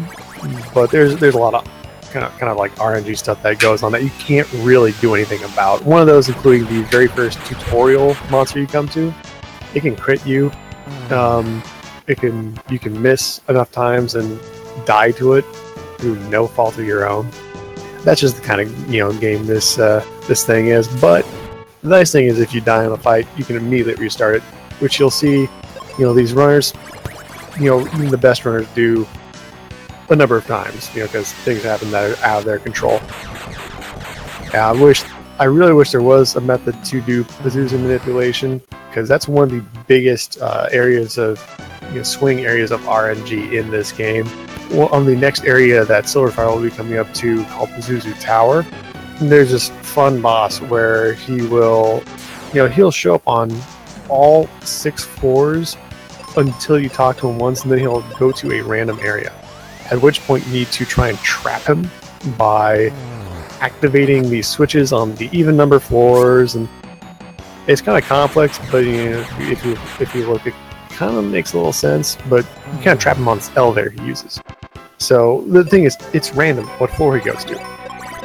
If he shows up again on floor 6, that is super quick, and everyone's happy, especially the runner, because it's a lot of battles you don't have to take. And if he's on as late as floor 2, that's like a free 10-minute time loss. Yeah, that's quite a bit of a swing. But as other people have said a number of times, this is, even though the RNG can play quite a bit of a factor, it is not the deciding factor, because there's a lot of room for execution and improving said execution. One of the reasons why Mageius is so good is because his menuing time is so blisteringly fast. So you can kind of even tell a difference between how Mageius is kind of going through his menus kind of tentatively, and Silver will go through them like almost 1.5 times the speed, and that adds up quite a bit. Yeah, there's like no lag time in menus in this game. They can go just as fast as you can mash. So this Dullahan fight here, he has Doom Dance, which is an instant kill. Neither of your people are resistant to it. So you're going to hope him not to kill your partner at any point. The majority of your damage in this fight is going to come from Benjamin casting meteors. Kaylee can barely... Kaylee can't even do half that amount of damage, I think. So she just kind of plays support, keeping Ben alive, and that's pretty much the fight. She has to not die. Oh, okay, nice dodge. Sorry, you were going to say something. Not die like that. No, I wasn't going to, but I could say something. What a cool thing about it, though, is it's like the only fight in the game where offensive healing is not like healing in the other sense of the word, where you restore their hit points, but the heal spell in this game takes away status effects. Antidote, Panacea, whatever. You can use it offensively on this guy because he's an undead. And it's like one of the only times I've seen people do it. And when you use it offensively like that, it actually causes status conditions. And kind of the weird and cool thing is, like, it is there's a sprite that's the only time that sprite gets used is when you use heal offensively on undead creatures. Yet for this game, there's a bunch of monsters which, they reuse monster sprites out the wazoo. But Sylverfyre is looking pretty good. Dullahan's Dullahan's down, so he's going to be exiting out, making his way to Pazuzu's tower. Took a victory jump there. And Mageius is looking at Ghidra himself. Yeah, a lot of people, I say a lot of people, but I haven't actually seen it that much. When they try to offensively cast heal on Dullahan, they're looking to get paralyzed, so it just kind of skips his turn. I've never actually seen it work for longer than one turn, so it feels questionable to me. So I'm not exactly sure if it's worth going for myself. I feel like, once you get him in there once, it's a gamble, but having that extra turn really kind of does help. I mean, since Kaylee goes first, or at least it seems like the majority of the time she does, it just skips that turn of his, and that's it. Which is fine, I suppose. You get a free meteor off, but I don't know. It really does reduce the amount of healing you have to do to yourself if you manage to get it off. So these Beholder enemies on Sylverfyre's side, they reflect magic, so you should, cast magic on them. Don't do that. They're just like the slime enemies from earlier. They're immune to exit and reflect magic damage for the full amount back on you. It is worth pointing out, though, that a very common tactic all the way up to here was, cast magic. Do it. It's really good. It's really effective. Just cast magic. Until you run into these stupid slimes and these particular beholders, then it's like, well, now I can't cast magic on anything. Now what do I do? Alright, Mageius cleans up Ghidra without many problems. He left Benjamin petrified for a long time. That was really scary. Oh, wow. Somehow edged it out with only 240 health left. That's you normally want to play it safe on Ghidra, but I guess they've both been really playing pretty gutsy. Yes, that's the friendly, correct term for it. Mageius headed down to pick up his meteor spell. But this time he means to do that. Yeah. I'm trying to figure out where he fell down that got into that area. I didn't see it. Anyway, Silver talks to Pazuzu the first time. He teleports to a random floor, no idea where it's at, and you're never in a position to check until you get all the way up to the top and start making your way back down. So, buckle yourselves in, kids. There will be a lot of fights coming up. Yeah, the runners are all going to be hoping for a floor 6 Pazuzu, because that is by far the fastest one. And then in descending order, it would be 1, 5, 4, 2 after 6. Yeah, that's right. Sounds right. Although, 6 the difference between 6 and every other is pretty noticeable. Yeah, I would say it's at least 4 or 5 minutes. 6 is that much faster than the other ones. And then 1, 4, and 5 aren't that far apart from each other. And then 2 is just another 4 or 5 minutes after that. Thankfully, the part that Mageius is at is pretty good. Because you just cast Meteor and single target arrow, and you do that for every single fight. And Mountain Gale is really short, so it's actually just a nice break after going through the huge tree. But Auto Kaylee likes to cast Cure on these skeletons sometimes. That's not what you do, Kaylee. Oh, but luckily he did not get instant killed. This won't kill them all, but it'll make them close. I love that Sahagan thing. Well, we're at Mageius. He's got this. He's got this. Who is faster at the moment? Sylverfyre is in the lead currently. Yeah, Sylverfyre is an entire dungeon ahead of Mageius, but to be fair, the dungeon Mageius is not that long. Normally, when people in Mystic Quest kind of mentally keep track of who is further ahead than the other, you kind of keep track of how many encounters they've had, because all of the monsters are static where they are. You don't know the exact monsters you'll be fighting. You just know that there will be a set number of fights. So they'll be like, oh yeah, this guy's 5 or 7 encounters ahead or something like that. And that's kind of like the standard of knowing, oh yeah, that's how far ahead that guy is. Because really, encounters make up the bulk of the time spent on this game.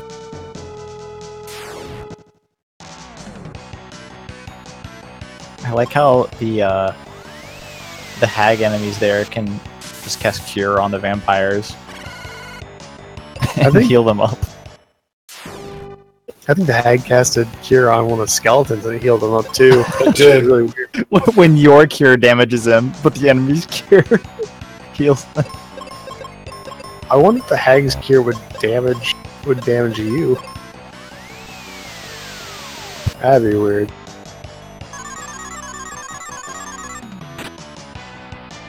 $9.99.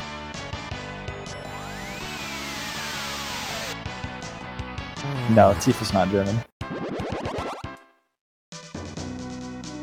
If I make believe hard enough, I could become German. Honestly, if I was German, I'd be impressed with myself for having, a decent American accent.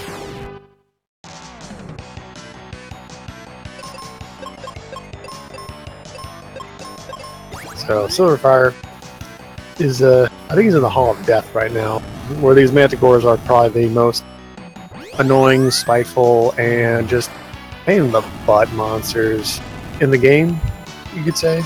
Yeah, I'm gonna say in the game. I might be wrong, but I'm gonna say it. So they can instant death you. Yes. Yeah, it's true.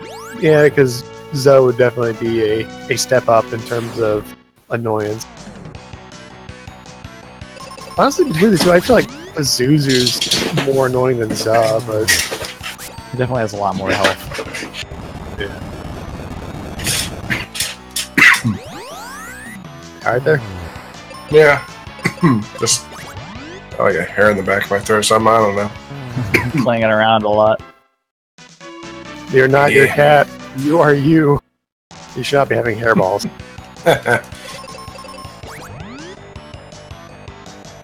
But yeah, the manticores have 3 different ways to kill you instantly. Because they have a petrify, they have a...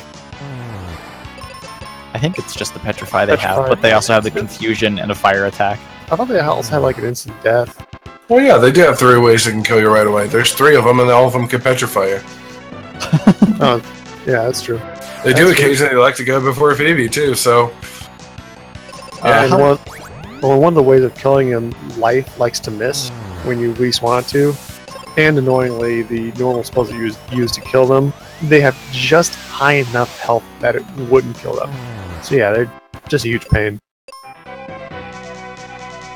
So yeah, the average run of this game is probably a little less than 220, I would say.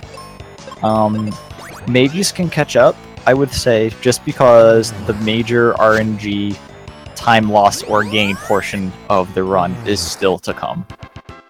So if Silver gets a very bad floor of Pazuzu's Tower, and Mageius gets the best floor, it could definitely even out this race a lot. I want to say with the amount of encounters Sylverfyre is ahead, even then I think Sylverfyre would be in the lead with him having a 2 and Mageius having a 6. Because he's, I don't know, a good 15 encounters ahead? I would say even with the worst for Silver and the best for Mageius, Silver might still, be in the lead for... It'll definitely close the gap, but I believe Silver would still be in the lead. Yeah. And of course, the RNG from the 2 major bosses left themselves can be pretty brutal. I want to say that I don't... as much as I like the different route that Mageius took with it, I don't think it actually did him any favors. I don't think it actually changed anything for him. I would have to agree with that. I don't know how many enemies actually cast Silence and Blind to a point where it would be a problem. And I also don't think the extra power from the bombs really made any difference. Because I don't think he really used them on anything, and throughout all of the tree, it was, you basically cast Exit and Arrow. Sometimes Kaylee uses her axe, but mostly Ben just cast exit. So really, it is definitely an interesting concept, and if there was a way to skip the big tree and just start in Windia, that would be amazing. Unfortunately, I don't think that's possible. Well, either way, I think Mageius might get a pretty major race PB from this. I definitely do agree with that. He's definitely improved his time over the last couple of times I've seen him. So that major kudos to him. Mm-hmm.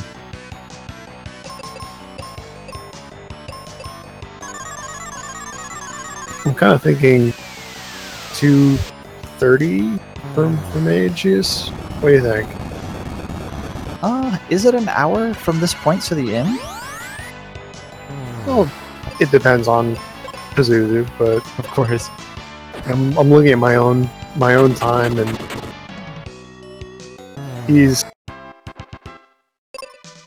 Well, I'd say it's like 20 minutes past where I would be, so that would be put him around 230. I know Mageius is also toying with the idea of initially talking to Pazuzu on a different floor. Also, don't cast magic on these guys. Yeah. Oh, self-destruct. They'll get self-destructed by these guys. Like that. Oh gosh, both of them. So I know Mageius was toying with the idea of initially talking to Pazuzu on a different floor, and some sort of their own concoction of RNG manipulation, I don't know. So I'm not sure if they're going to be doing that here or not. They already did not talk to them on floor 1, so I'm curious to see what they're going to do as they go up. I'm wondering if, after his test, he realized that he came to a conclusion that it didn't change anything, so he's just going to skip trying that. Yeah, maybe. Silver is going to be picking up the Flare spell right here, which is super duper amazing. It pretty much just changes all the strats in this dungeon after you pick it up, just because of how strong it is. Practically any encounter that has 2 enemies, you can just defend with Kaylee and have a Flare cast from Ben and just takes everything out. Huh. He's still opting to life and exit those Naga. I mean, that works too. Who am I to judge? Alright, Mageius talks to Pazuzu on floor 3, keeping it standard. Alright, yeah. He's probably just doing a standard thing here then.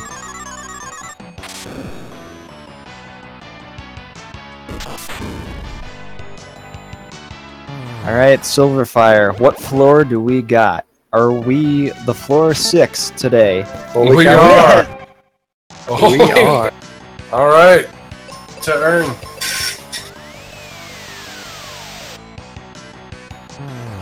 Sylverfyre getting a floor 6. Gotta be very happy with that. Yeah, let's see those nondescript emotes in chat. Oh yeah, nondescript emotes. I love loading circles.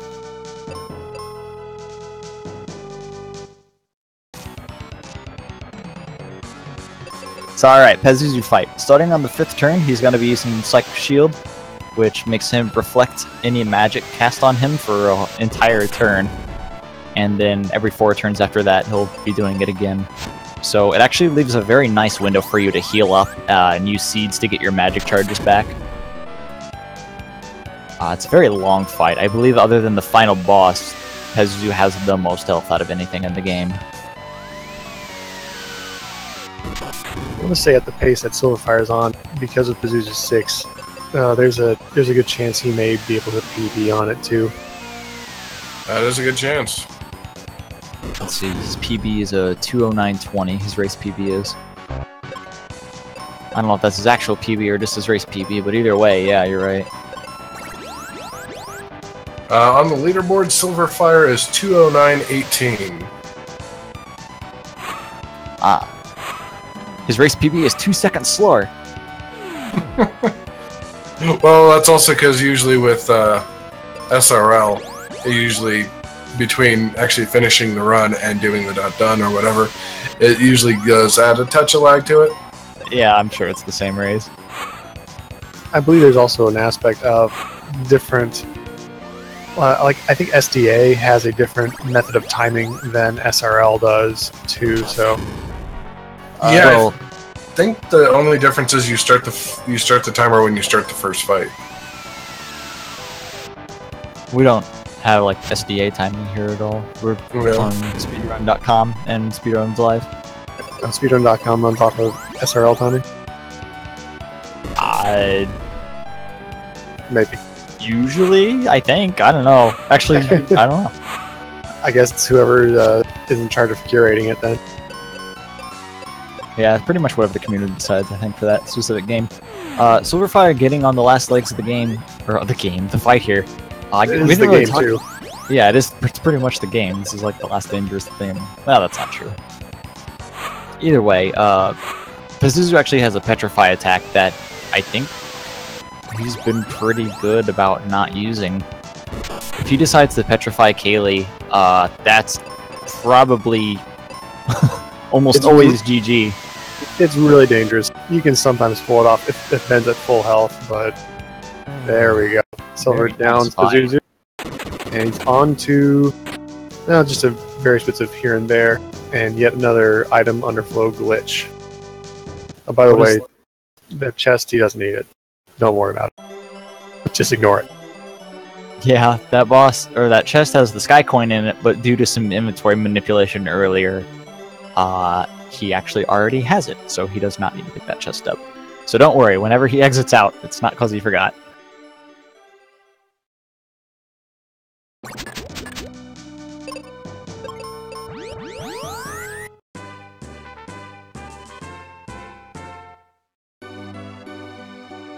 Alright, so what he's going to do is he's going to head to this lady. Well, he's going to make sure that he has 0 heal potions just so he has... Good check. Yeah. He's going to buy 0 cure potions. For whatever reason, this game allows you to buy 0 of something, and it shows up in your inventory as 0 cure potions.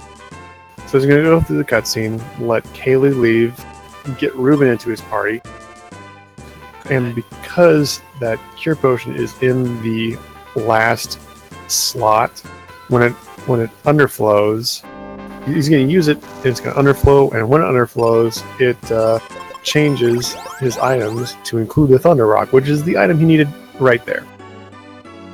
In addition to a Reuben in your pocket, you also have a Thunder Rock in your pocket.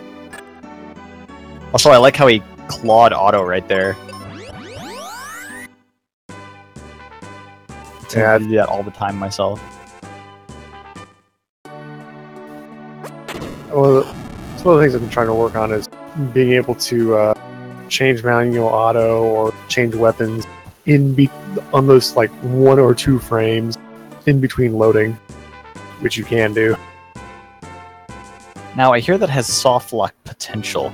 That's when you change rooms. Someone said. Actually, no, that. What about like exiting battles? That's fine, right? I believe so, yeah. And I do it all the time. Yeah, that's like the only time I would remember to do it.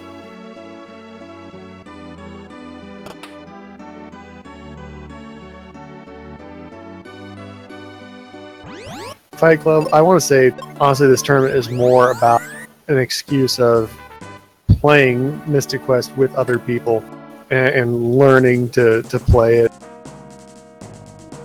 I would not be surprised if some of the top matches in this tournament all come down to Pazuzu RNG. And I'm sure that everyone in the tournament knows that, and they're just okay with it.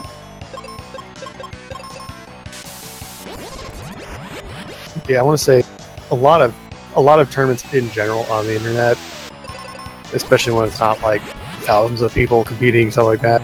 You're just basically competing to win. You know, there's no actual prizes in a lot of stuff. When I was doing stuff with Dota 2, like all the amateur tournaments and stuff like that, you know, okay, yeah, I win. What do you win? You win the tournament. No prizes, sorry, but people still sign up. They still do it to compete and kind of, you know, play games with other people. So there's something about just setting up a tournament and just setting things up that draw people to it and kind of get them the excuse to learn how to play this game. That's what speed gaming's all about. Shout outs to Speed Gaming and Feasel hosting all this. You can see all the tournaments down below. A lot of upcoming ones, so check them out if any of them look interesting to you. They're open to players of all skill levels, so hop right in. Myself, I did not know anything about Mystic Quest speedrunning until I started doing this. And while I haven't done any matches yet, I haven't lost yet. So you can consider me the 100% win rate in the game I haven't played yet.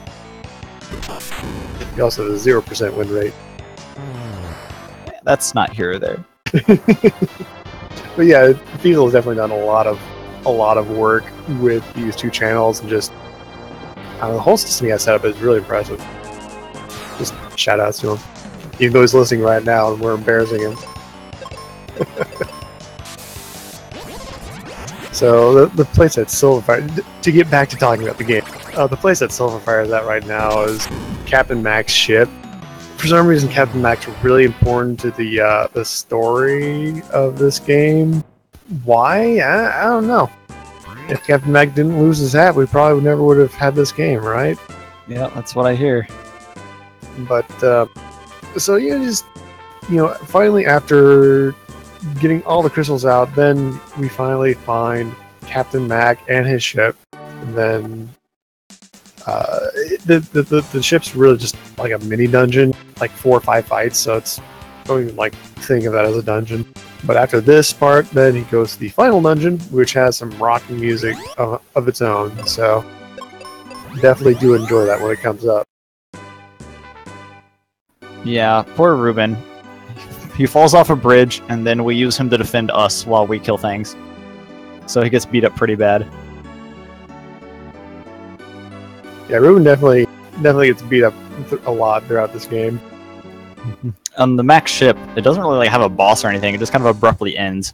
But you do pick up the Gaia armor there, which, in addition to the water and poison resist that we had from earlier, it also gives us sleep and wind resistance, which may help, actually, on one of the major bosses coming out. Alright. Mageius has 4 or 5 more fights till we get to see if he also got the luck of the draw and gets stage floor 6, rather. I peeked at Mageius' inventory. Did he lose the Thunder Rock? I think he might have. I'll try and keep an eye out on that. Yeah, he lost the Thunder Rock when he did his item underflow the second time, because he ended up buying the seed and the cure potion, buying 0 of both of them the first time.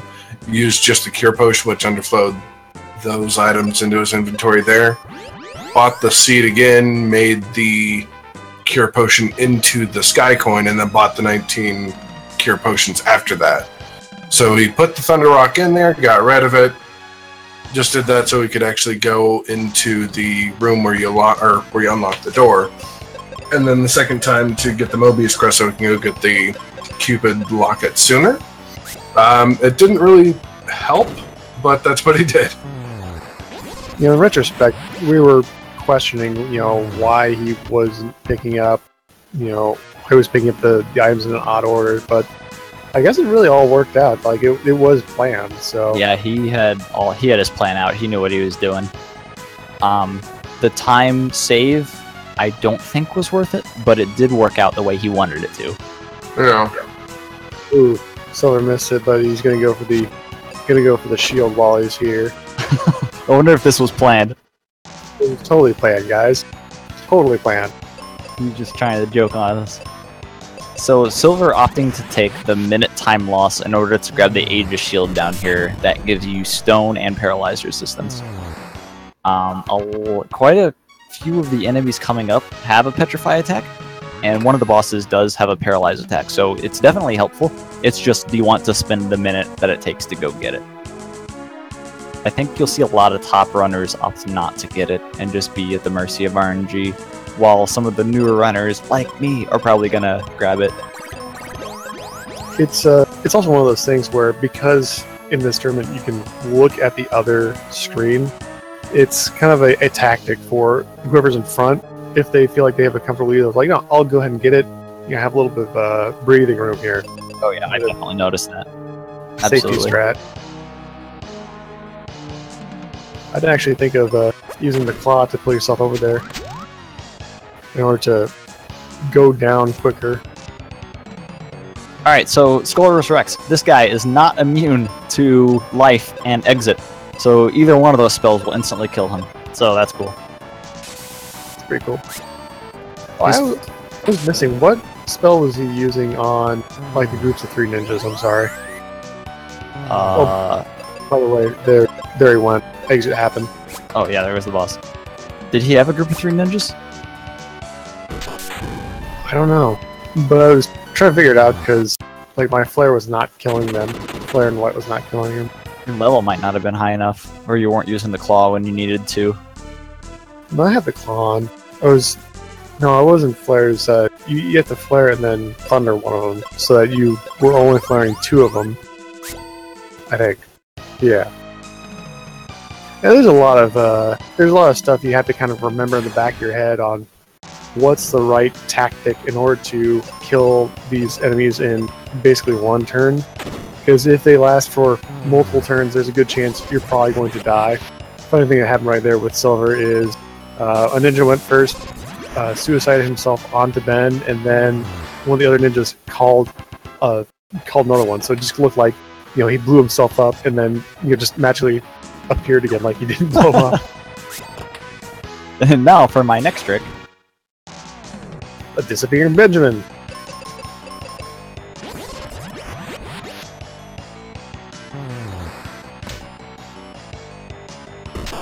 Now, where's Mageius at? I think he's right next to the flare. Yep. Flare chest. Oh, he already grabbed flare. We're just about to find out what flare he got. Oh, cool, that's fortunate. It's very easy to kind of tunnel vision on one of the streams and not look at both equally. Alright. Now, even after you get flare, because those beholders, you can't just wipe them out. Yeah, the magic reflect damage is real. You don't want to be casting on those guys. Oh, did you see that? The mage cured the beholder and didn't reflect off of it. That's cheating.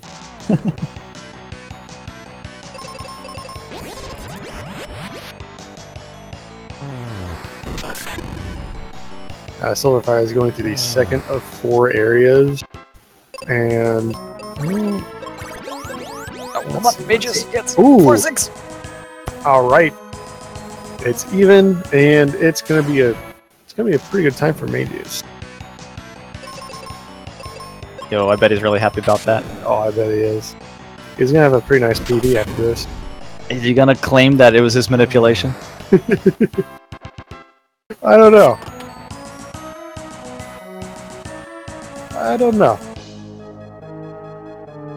If he does listen to it, and he hears us ragging on about it, he's like, no, it worked perfectly fine. I got a PV on it. Don't you rag on it. Well, either way, he's gonna be really happy about it, and that's really good. Definitely. Alright. Maybe starting Pazuzu. Silver finishing up the ice area. It's like a little puzzle area. You have to go to the different statues, make sure you poke them. So you take this long circular route to get to where you want to go. Yeah, but after that, really confusing at first. Yeah.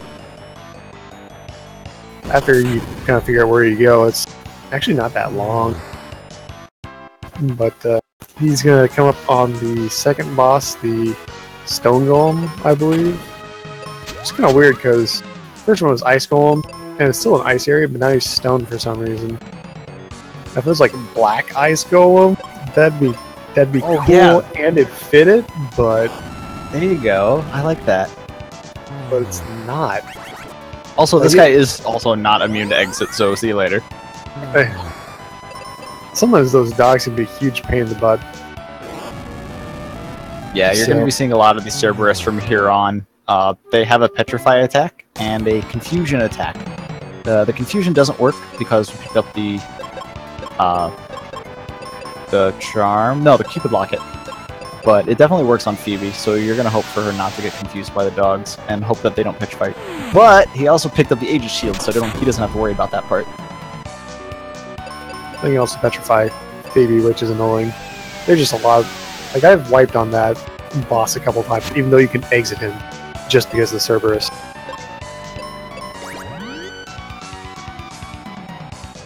Oh, so Silver's on the third area, and honestly, it's relatively... Oh yeah, double petrify on Mageius. That's what happens with Pazuzu sometimes. Yeah, find a way. Yeah, throughout all of these different areas, you're kind of like revisiting areas you've been to in the past. You know, first area of the boat was the Bone Dungeon, which was kind of like the actual first dungeon of the game. And you fight... Sylverfyre had fought the Skullrus Rex, which is just a recolor of the first boss. Ice Golem became the Stone Golem. Here he's going to fight a dragon, which we've never actually seen in this run so far, but I assume that's what you would fight in the in Fireberg area. Yeah, it's a slightly different color, but I think that's pretty much it. Also, Sylverfyre getting some lucky dodges on that group of 3 Cerberus. They're weak to fire, so Flare takes them out even if there's 3 enemies. The damage spread doesn't really matter, they just take that much damage. Now, for some reason, I thought you still need to do Meteor on the Djinns, but I guess White does enough damage to them that you can just keep doing Flare, and even keep the Night Sword equipped like what Syl has. The Djinn enemies are the same enemies that are in Lava Dome, I believe. Aren't they like a mini-boss? It is the mini-boss of the mines, but I think... Oh gosh. They might immediately get a recolor for Lava Dome. Kind of like the Snow Crab and the Ice Pyramid. Yes, exactly like that. As this game definitely is not shy with using recolors of enemy sprites and just calling them a different name. And to be honest, I don't blame them because a lot of these sprites look very nice, and there's a lot of multiple phases to them, so I want to reuse them too.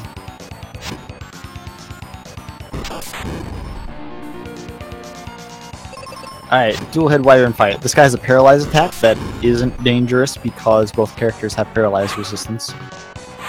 He has a pretty nasty fire attack that you saw him just torch Phoebe with over 700 damage. Neither character has fire resistance. You can go out of your way to pick up fire resistance in Mount Gale, and this would be like the only fight where that would matter. It's just so far out of the way that no one really opts to go get it. You could also just kill his second head pretty quickly, and it cuts down on the breath attacks he does. It's kind of an interesting coding that they did for that, but neat little thing they added to that.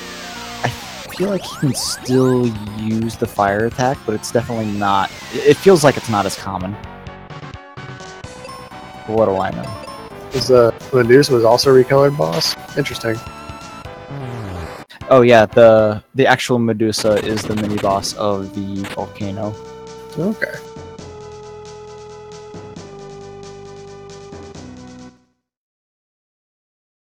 Alright, so that was a 158-ish Pazuzu for Mageius. So I'm thinking he's basically on track for a 230 total. I think he's still on track for it. Even after dying a couple of times, I think, on Pazuzu.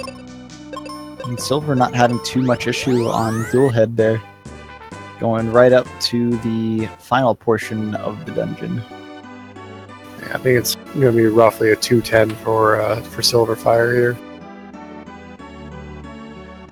And if I'm wrong, I'll eat my words. But that's just what I'm guessing. Delicious words.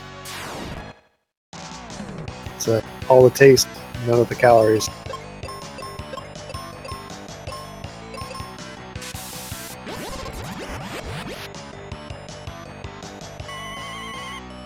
Alright, this is the point in this is the fourth area of kind of was it Doom Castle? Yeah, Doom Castle. And you have to start changing up your spells. You can't just use Flare on everything because these Chimera guys, I believe, if you use White and Flare, they won't die.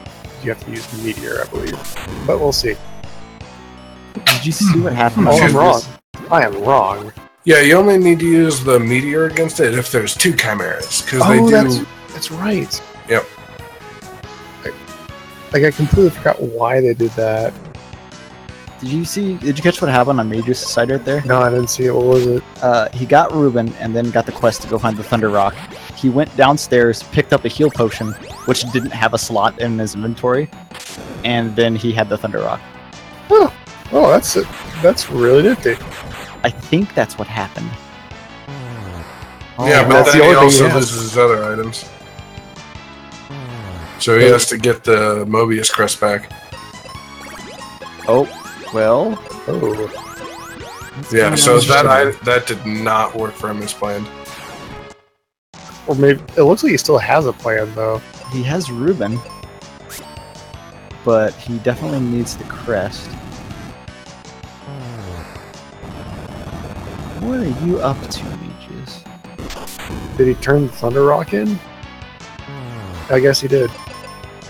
Yeah, he did turn the Thunder Rock in. So by buying that, he should have underflowed it, and he should have the Mobius crest because he bought those 19 cure potions.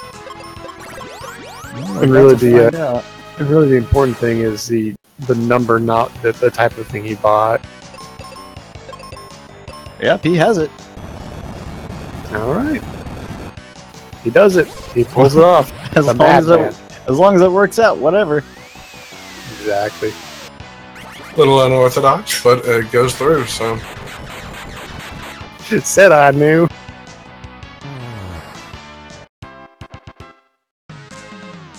Hey, as long as you know what's going on, that's fine. As long as you beat the game, that's all that matters. You must win the game. You must defeat Ganon. Uh-oh. Oh, that didn't kill him.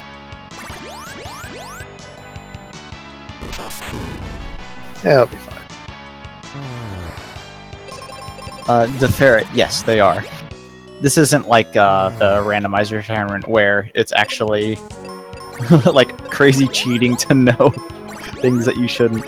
But normally in races, just straight game races like this, it's fine. Oh hey, there's an Ocarina in Easter Palace. Boy, that's totally real. That's definitely happened. Way more than it should.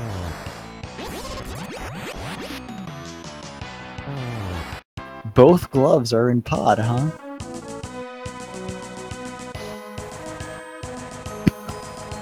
Wait, both gloves are in pod. Ah, crap. That means Agnum's required. Yep. The only riskier strat I could think of is pretty much just picking up the Aegis Shield, really. There's also how you approach fights, but I mean that's kind of like the tactics that come to it. You can't skip different monsters because they're all static in that area, and the way RNG is, you're better off not playing super risky, but you can definitely play a little riskier in the fights themselves. But that's about it, and that's just as likely to backfire on you as it is to get you a couple seconds. Right. Yeah, that's all right, Barrett. The other than the riskier strats in the fight, really the only extra item, the only real route change that they could do is there's an item called the Aegis Shield that they can pick up that takes about a minute to go get. That gives them stone and paralyzed resistance, which you otherwise do not have. And it's useful enough to warrant the minute to go get it. You probably won't see the top runners go get that, but in a situation like this where you're in the lead, I would say it's totally fine to go get. Yeah, you can pick it up and help solidify your lead. Alright, so Silver's on the second jerk bird. And we'll see how Zud treats him. It's Pazuzu, but he's just lost a few syllables. If it was Pazuzu but without some syllables, he'd be Zoo, but he's not. He's You know what? What? What? We're gonna fight you and I.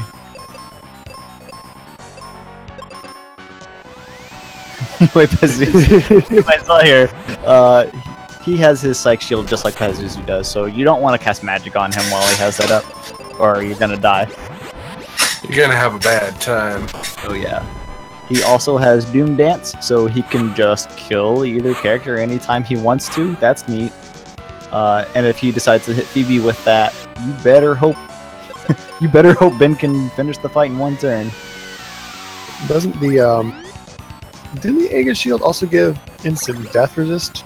No, there's nothing in the game that does. It's only Petrify. Okay. Petrify Paralysis. I take that back. Actually, I think Tristram has an equipment that gives instant death resistance. But that's it. Yeah. Wasn't there some talk about possibly using Resist Glitch on Tristan just to get the instant death resist? Oh man, I couldn't imagine that would be more useful than like having Kaylee's Petrify resistance. Silver kind of destroying Za there. Oh yeah. No issues. Okay, it's gonna be definitely not a 210, but maybe like a 2-8. You just need to stroll on up. It takes maybe 2 minutes to do that.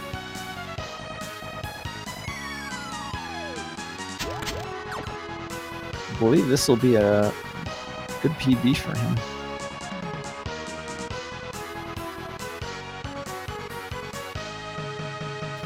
Yeah, it should be.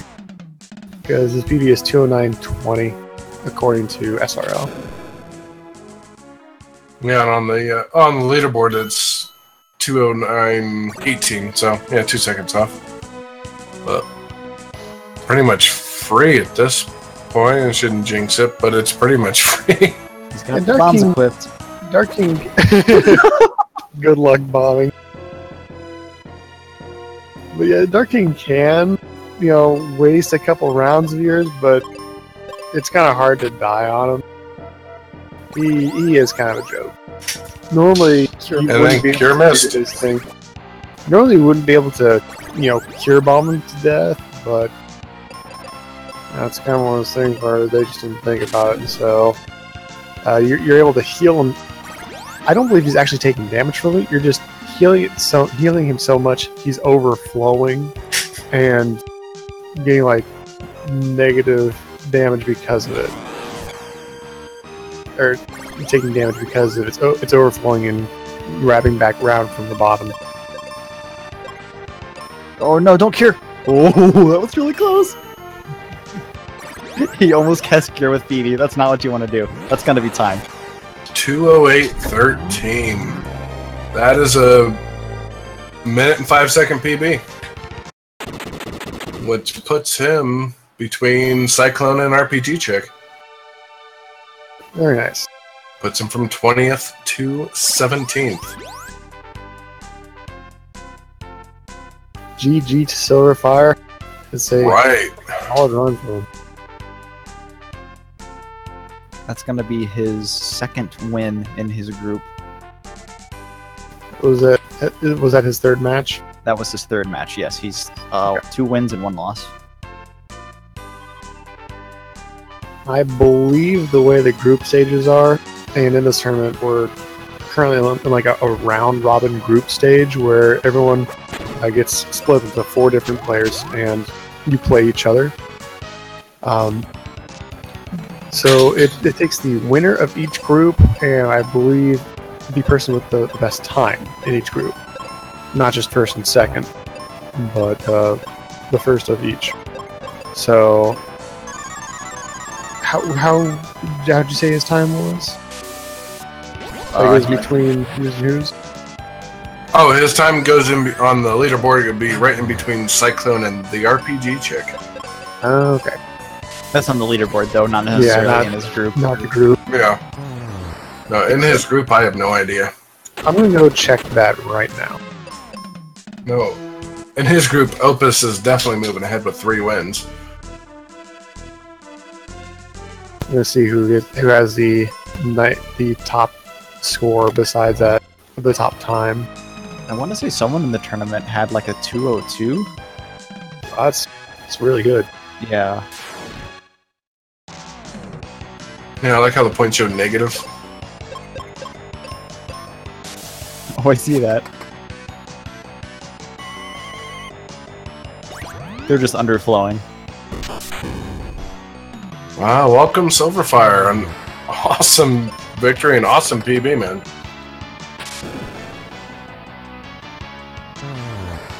I see his mic lighting up, but I'm not hearing any words. I'm hearing the exact same thing you are.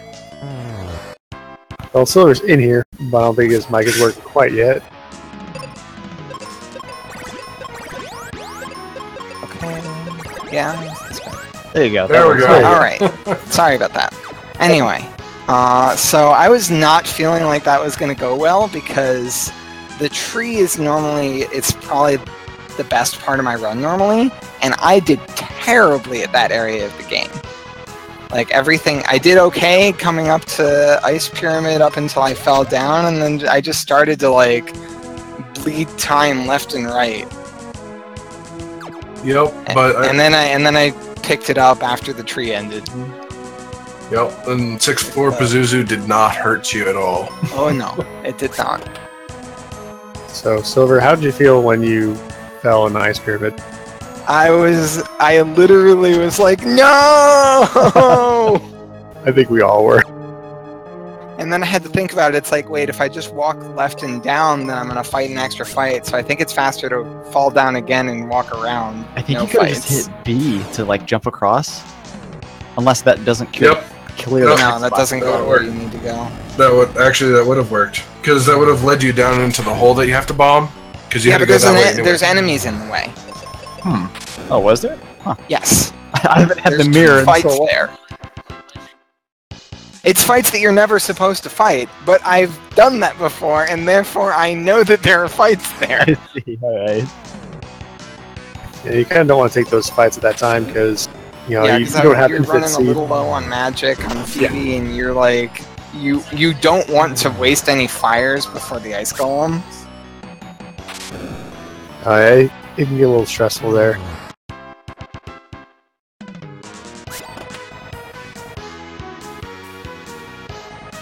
I'm not actually sure what I was doing incorrectly in the tree. I think part of it was a little bad RNG in that I wasn't getting any 2-worm fights.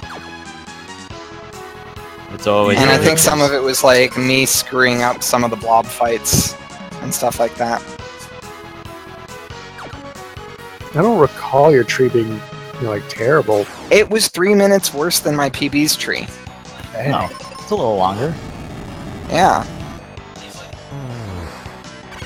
Yeah, I can't think of anything that you did other than RNG. I know that there was one fight that like before, like on just a double ooze, Ben died before even getting a single bomb off, and I ended up running away, healing up, and doing it again. Yeah, those ooze fights, the leeches are, you know, take a while, but because they're the leeches, but I feel like the ooze fights just kind of eat time a little more. Yeah, but like that was like the worst that fight. It was like the Uzu's skull, and so like Kaylee does the arrow, and then I still have to run away because they just. I think Ben got crit. It was not good. Yeah. Yeah, I had a gold Mountain Gale and a gold Pazuzu's Tower, and that gold Pazuzu, like my PB had a 4-6. But I was just playing well in Pazuzu's Tower, and so even on the same floor RNG, I saved a minute 50. Also, my wife is saying that she saved me minutes by cheering me on. Oh, yeah, that's probably it. I never thought about that. So that's a speed tip for everyone. Get yourself your own wife.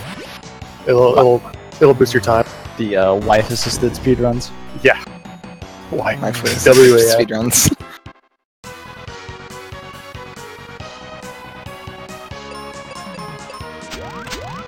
Maybe illegal in some tournaments, but I think I'll be just fine here.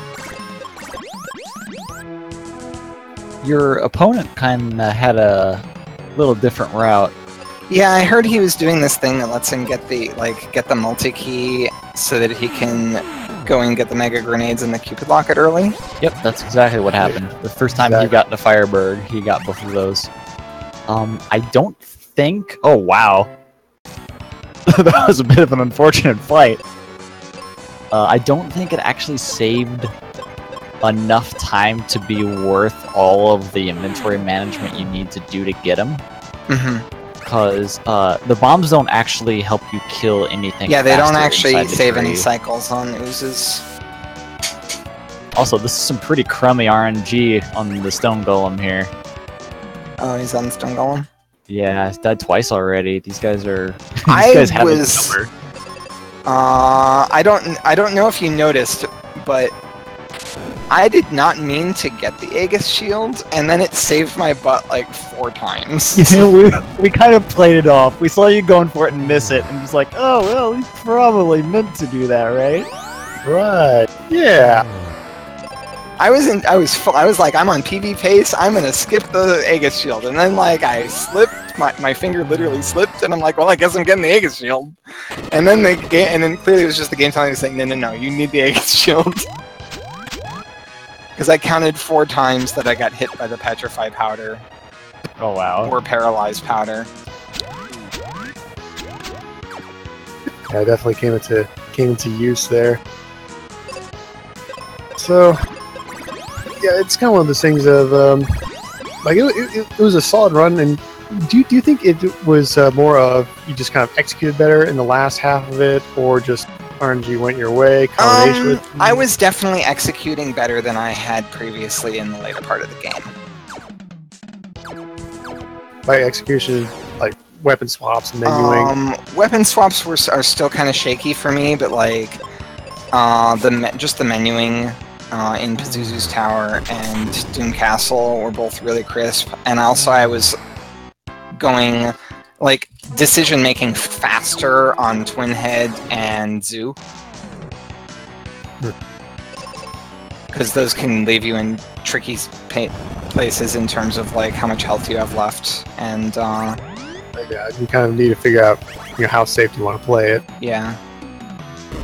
And also I'm happy that I actually counted HP on those fights, because I knew that I could just go ham at the end.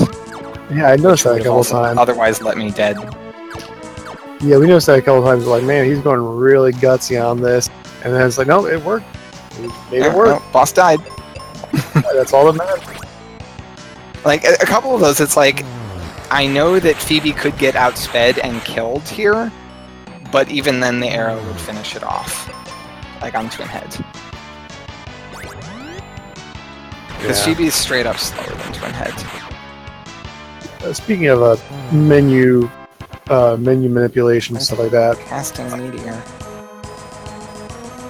Speaking of like menu manipulation, stuff like that, menu management.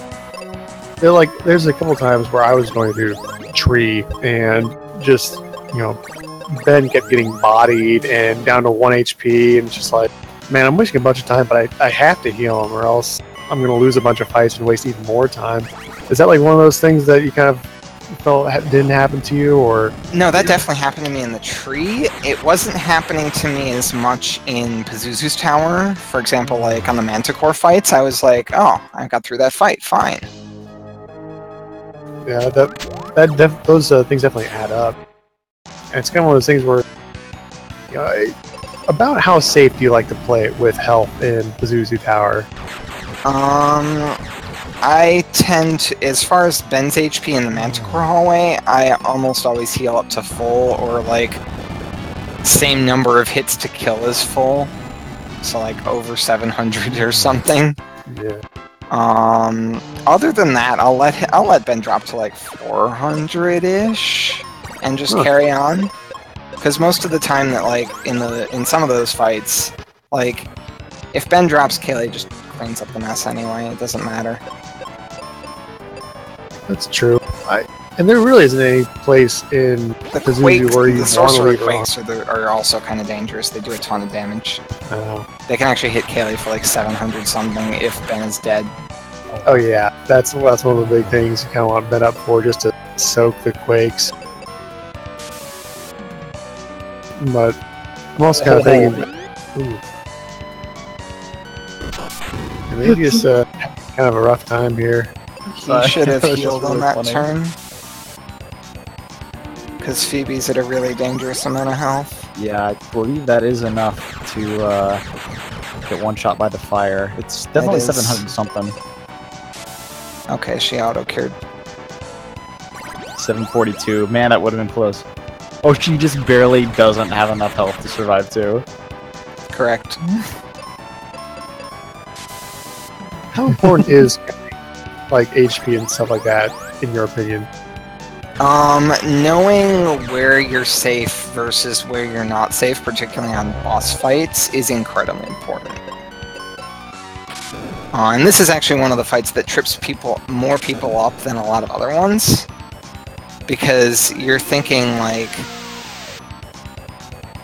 you know, he doesn't have that much health, it's just a refight. Phoebe has a lot of health, right? No, she also, between the fact that Phoebe can get two-shot by Fireball or his melee attack, and the fact that Twin Head is extremely fast and almost always outspeeds Phoebe, you have to be particularly careful on this fight.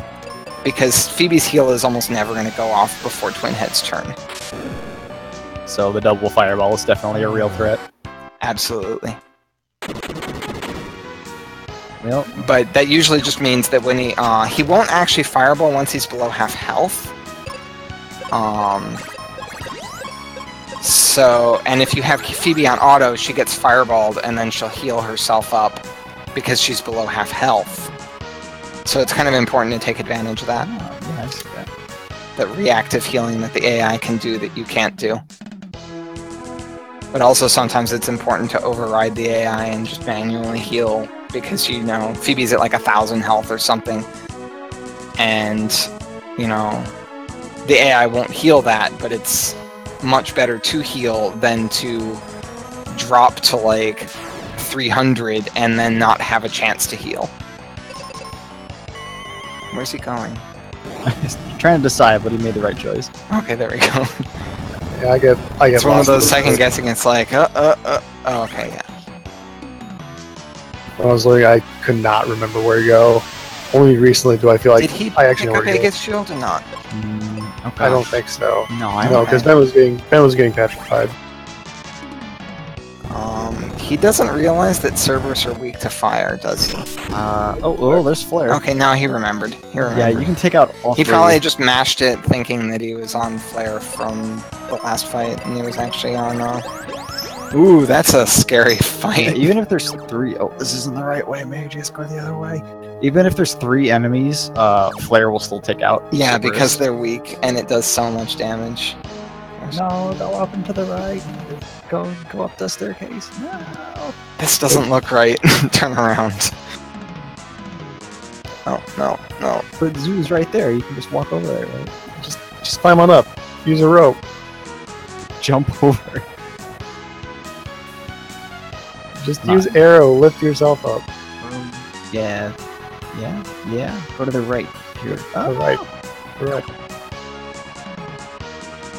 Oh goodness.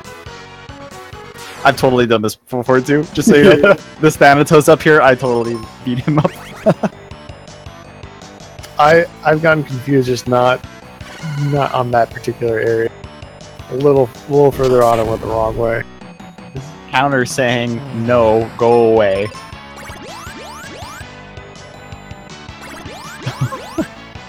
You should not be here. You should not be here, Zambigas. But Benjamin saying no, dude, I am here to stay. Well, I mean, even if he dies there, he still has to either clear or win the fight. He's just getting some didn't experience. I can't believe he didn't grab the brown box after all that. I don't even know what's in there. I'm I gonna don't find know. out. It could glitch out your inventory. What if it gets rid of one of your? That is an open slot. I guess that doesn't act at this point. It's like he's just not seeing the way he could go. Yeah, where those Cerberus were in the bottom right, you walk up those little stairs, and then you take the right path. If he's listening right now, which I think he is. Oh, it's actually arrows in that brown box up there. Oh, that's useful. One time, I think during one of the weekly races, oh no! I accidentally picked up a brown box. I think it was the one right after the heal potions in the ice pyramid. I pressed A on it and I was like, oh no, what did I just mess up? And it was arrows. They're like, yay, arrows. He's gone every way except for, and then he's supposed to. It's just not. Yeah, he needs to go there. And take a right. Take a right. Yeah, after the Take a right. staircases, you go right and then up. Yeah, that way. No, not that way. Oh, he's yeah. going there. Maybe you're ahead of me. Yeah, like 30 seconds or so. The premium commentary stream.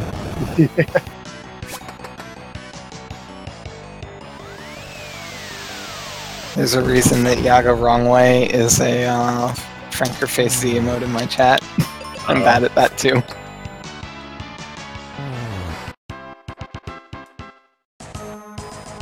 Oh, looking at this ice pyramid map, I see the battle that you were talking about.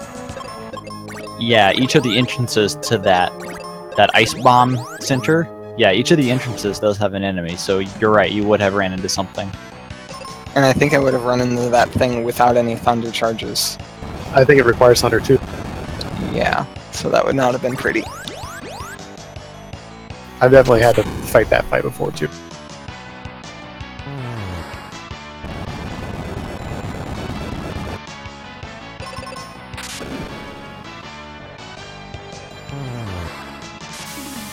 Well, look on the bright side. Either way, Mages is going to have a nice PB. Oh, definitely.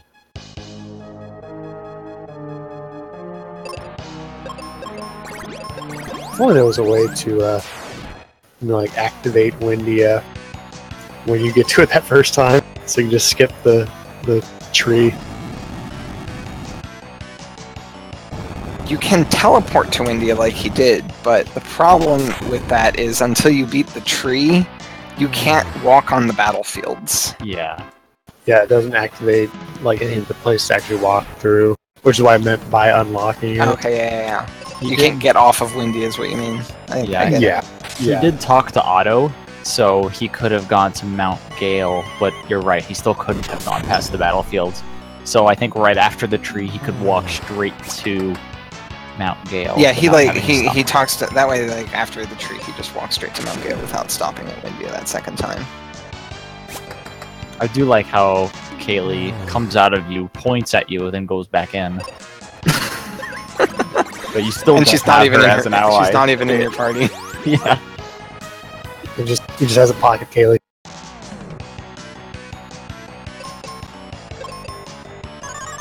Like the only way you could really skip more of it, as far as I can tell, is if there was some sort of memory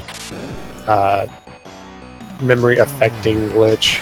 Like you can just modify stuff in RAM, because then you could actually go to the different flags and just. Yeah. Unfortunately, the only thing that we have access to is the inventory memory.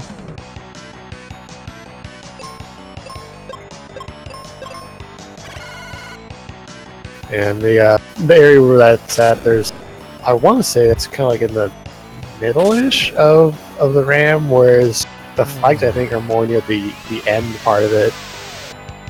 I think. I've been wrong about a lot of things today. You remember this game being so bad as a kid, and you loved all the other ones. Oh, I you know remember what? this game being fun as a kid, even though it was quote-unquote easy. yeah. I definitely played it more than once as a kid. Yeah. Does he mean bad as in, I love the power glove, it's so bad? Probably. Oh no, that's right, Mageius. Go down and fight that chimera. You're going the right way. Well, I mean, not anymore, but you were. Yeah, he definitely was going the right way. Oh, he heard me. Yeah, there he goes. There we go. He just needs to make sure to, go right in that quarter before you fight the Thanatos. Yeah. After this Chimera. That's one of the things that tripped me up. The second or third time through I played it. You were jealous of a friend that had it, and then you played it and was disappointed.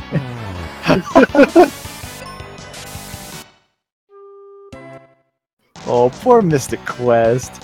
Gets all this hate that it doesn't deserve. Well, You, it deserves some hate, let's be honest. you kids and your complicated RPGs. You kids, you're devil survivors. And your timed hits. Why such a time gap? Well, one of the I'd players say, played really well. yeah, there was a bit of an experience gap between the runners. Also, Mageius was testing out a different route that they had come up with. Oh no, don't fight this Thanatos! You don't I need mean, you to can fight fight it if you want to, but you don't need to. it. You don't need to. Don't.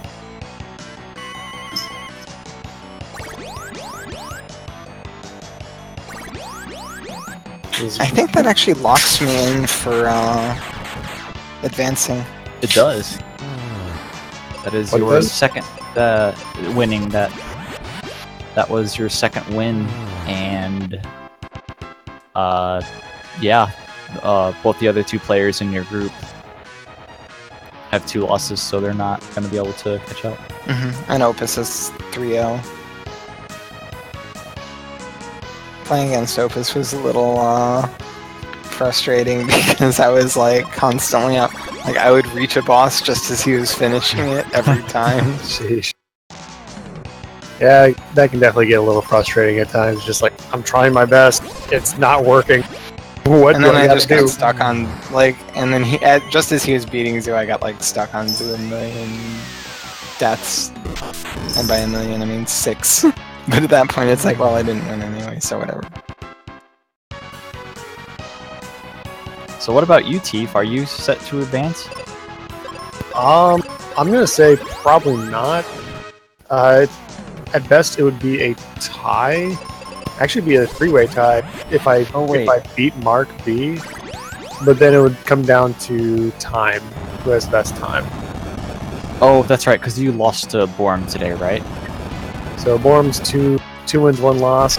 I'm 1 win, 1 loss, and Mark B is 2 wins. So if I win, then it'd be 3 people with 2 wins, 1 loss, and it'd be the top 2 times. I see.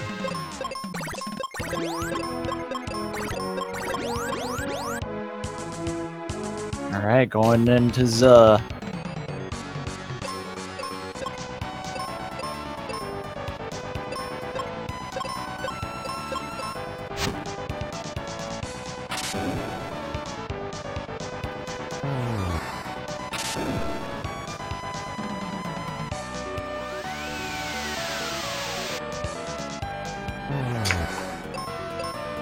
My group is so behind. Yeah. We have 1 race. There's been 1 race in our group. I was like, I see When everyone are else yours is scheduled? Because group stages end Sunday. I believe they're being extended 1 week due to the week-long break we had for GDQ just recently. But still. I figured that the original schedule took that into account, though. I don't know. It's still 3 games you need to fit in somewhere. Maybe I'll just do all of my races in the same day. I can't see anything possibly going wrong about that. Unfortunate death for Phoebe there, so I guess should probably just try to run away to make this end as quickly as you can. Was it a Doom Dance? I didn't see. Nope. Why is he curing himself? Don't cure yourself. Just die. Don't defend yourself. There's nothing you're going to be able to do. Here, Pezzies, you make it. Oh, never mind. Psych shit.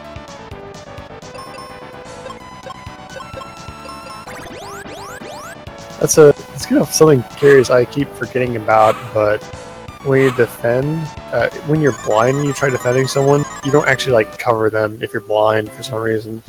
I don't understand why. Really? Yeah.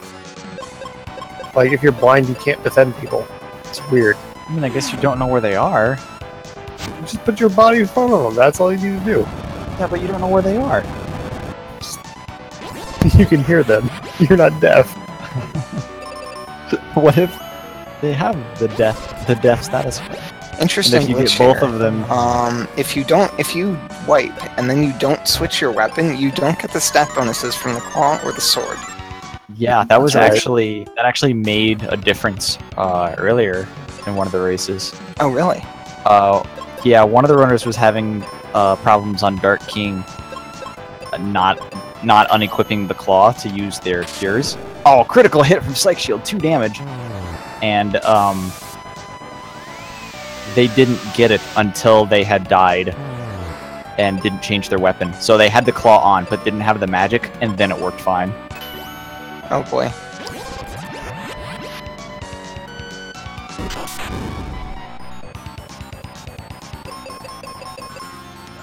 So are you an axe person on Dark King or a bomb person?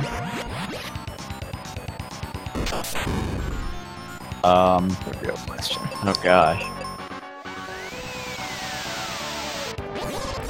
Depends on the name. I want to say bomb. I don't have any questions to ask them. You just want to show them that you're a bomb. You're the bomb.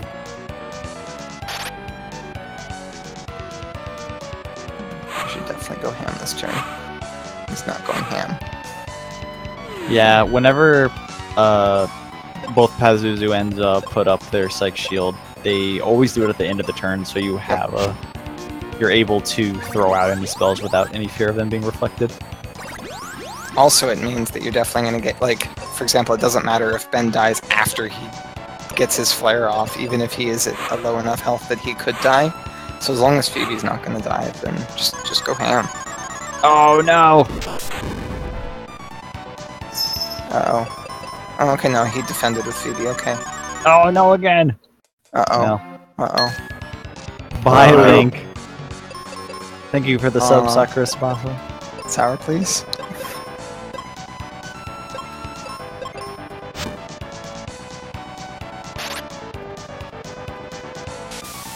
Now this is the trolling you can expect from Za normally. It's not supposed to look as easy as Silver made it look. I did get a little lucky. A little bit. There were some turns that I think Magus could have gotten more damage out, making and possibly been close to ending the fight there. Oh no, Thunder won't work. He just really wants to kill this guy. White would have actually worked even with it not being single target. Those wizard spells are really powerful. Wizardry spells are also powerful. I really don't know much about the game Wizardry, I don't either. Just go with it. other than it's really hard. Like, stupid hard. Some guy's been playing the like the first Wizardry, and he mentions how it's like there's pits and my guys keep dying and I have to retrain them from level 1, and he just wound up quitting because just like that there's just better use of my time than playing this game. Now that is a classic RPG. Wizardry tournament win. Oh no. No. No. That would be painful.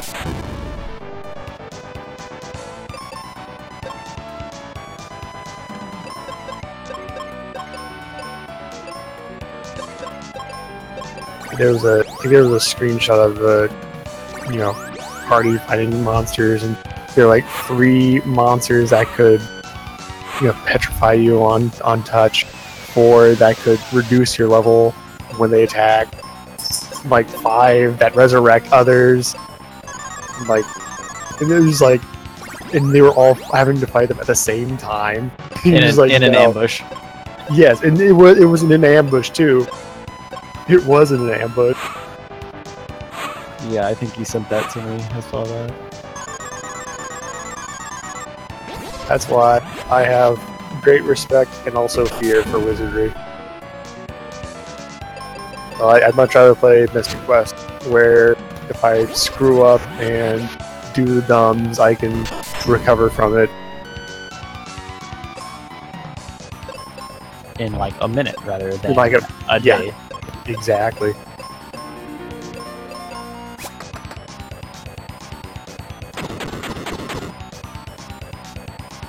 It looks like Mageius is probably gonna get this one though. This is like Unless, 2 spell casts away. Don't get too greedy though. It's a dangerous HP, but if both characters had attacked, I think that might have worked out. The wizard Oh, he's love. out of wizard charges.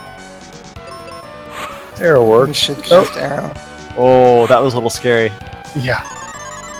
Okay, do Nance missed. Oh, there we go. There you go. Good. He's got it. Yeah, Zoa held him off a lot longer than I expected him to. I was honestly expecting Mageius to have wrapped this up like 10 minutes ago, but Zoa said no. Man, it's kind of hard to counteract that. Zuh. But, More like blah. more like duh. No, that doesn't make sense. Gah. Yeah. Zoa more like nah. Oh. Okay, anyway. Yeah. So Mageius coming up on the final boss here. Hopefully he unequips the claw. Unequip the claw, Mageius. You don't want it equipped.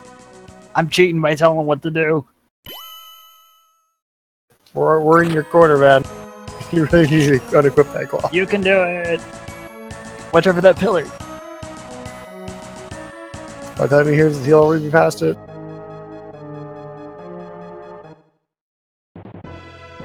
Decided not to bomb him. Oh yeah, did you catch that when I Yeah. threw a bomb at Dark King? I definitely laughed. No, claw! Claw, take the claw! Oh no, the No. claw. Oh, he missed. He has another chance. No! Missed. And now Phoebe's dead. Well, he can have another shot at Dark King. They had Dark King just swung at Phoebe for 1,000, Yeah, which the is really crit. surprising.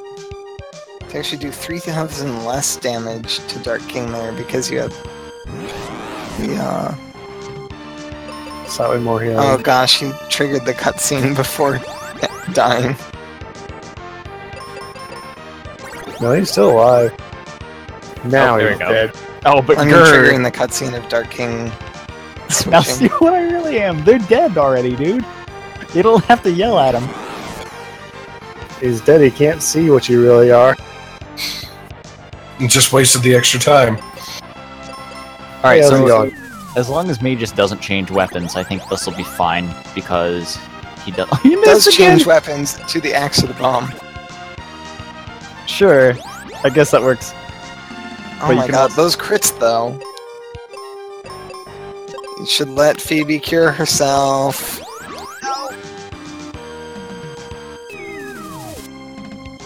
Sometimes I like to play it risky and just, you know, like, nah, I can survive one hit. Okay, he'll be fine. long Phoebe's as job is done. Yeah, Her her job miss is though. done. Or did I missee that? That was the second successful round.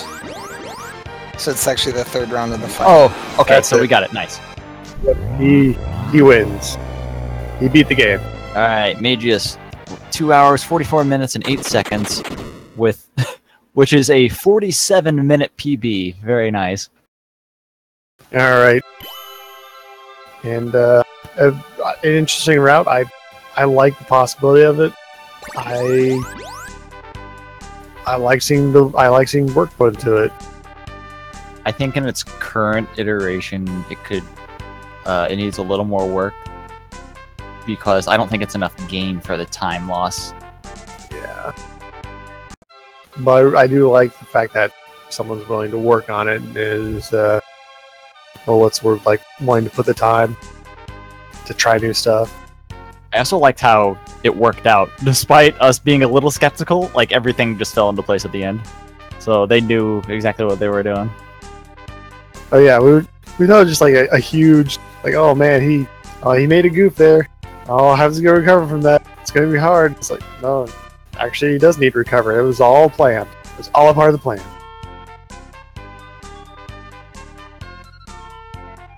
Alright, so with that, we have Sylverfyre versus Mageius over. Sylverfyre the winner. And I believe second in his group. So it'll be Sylverfyre and Opus moving forward to the final stage. We're going to have Mageius come in.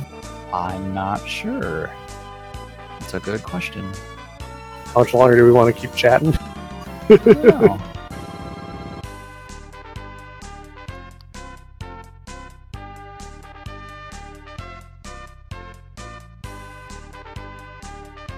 Let me check real quick.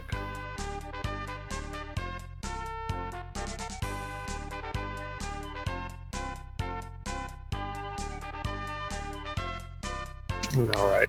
Mageius says sure on voice, so I think he'll be joining us here shortly. Alright. He's in the waiting room, but Oh, I found out I can drag people. Watch this. oh, it worked. Hello, hello. Maybe that's why he was in the waiting room. He wasn't ready yet. Ah, well, big deal.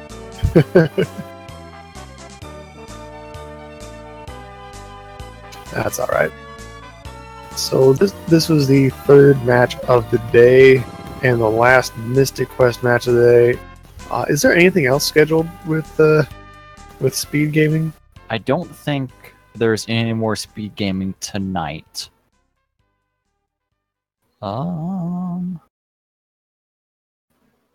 Why don't I have the speed gaming schedule bookmarked?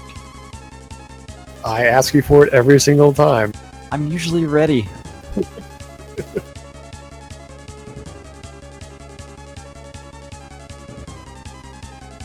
Son, I'm disappointed.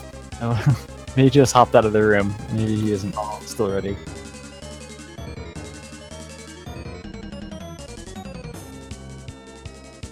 I'm glad I opened up the speed gaming stream just to hear you say that you were disappointed with me a second time.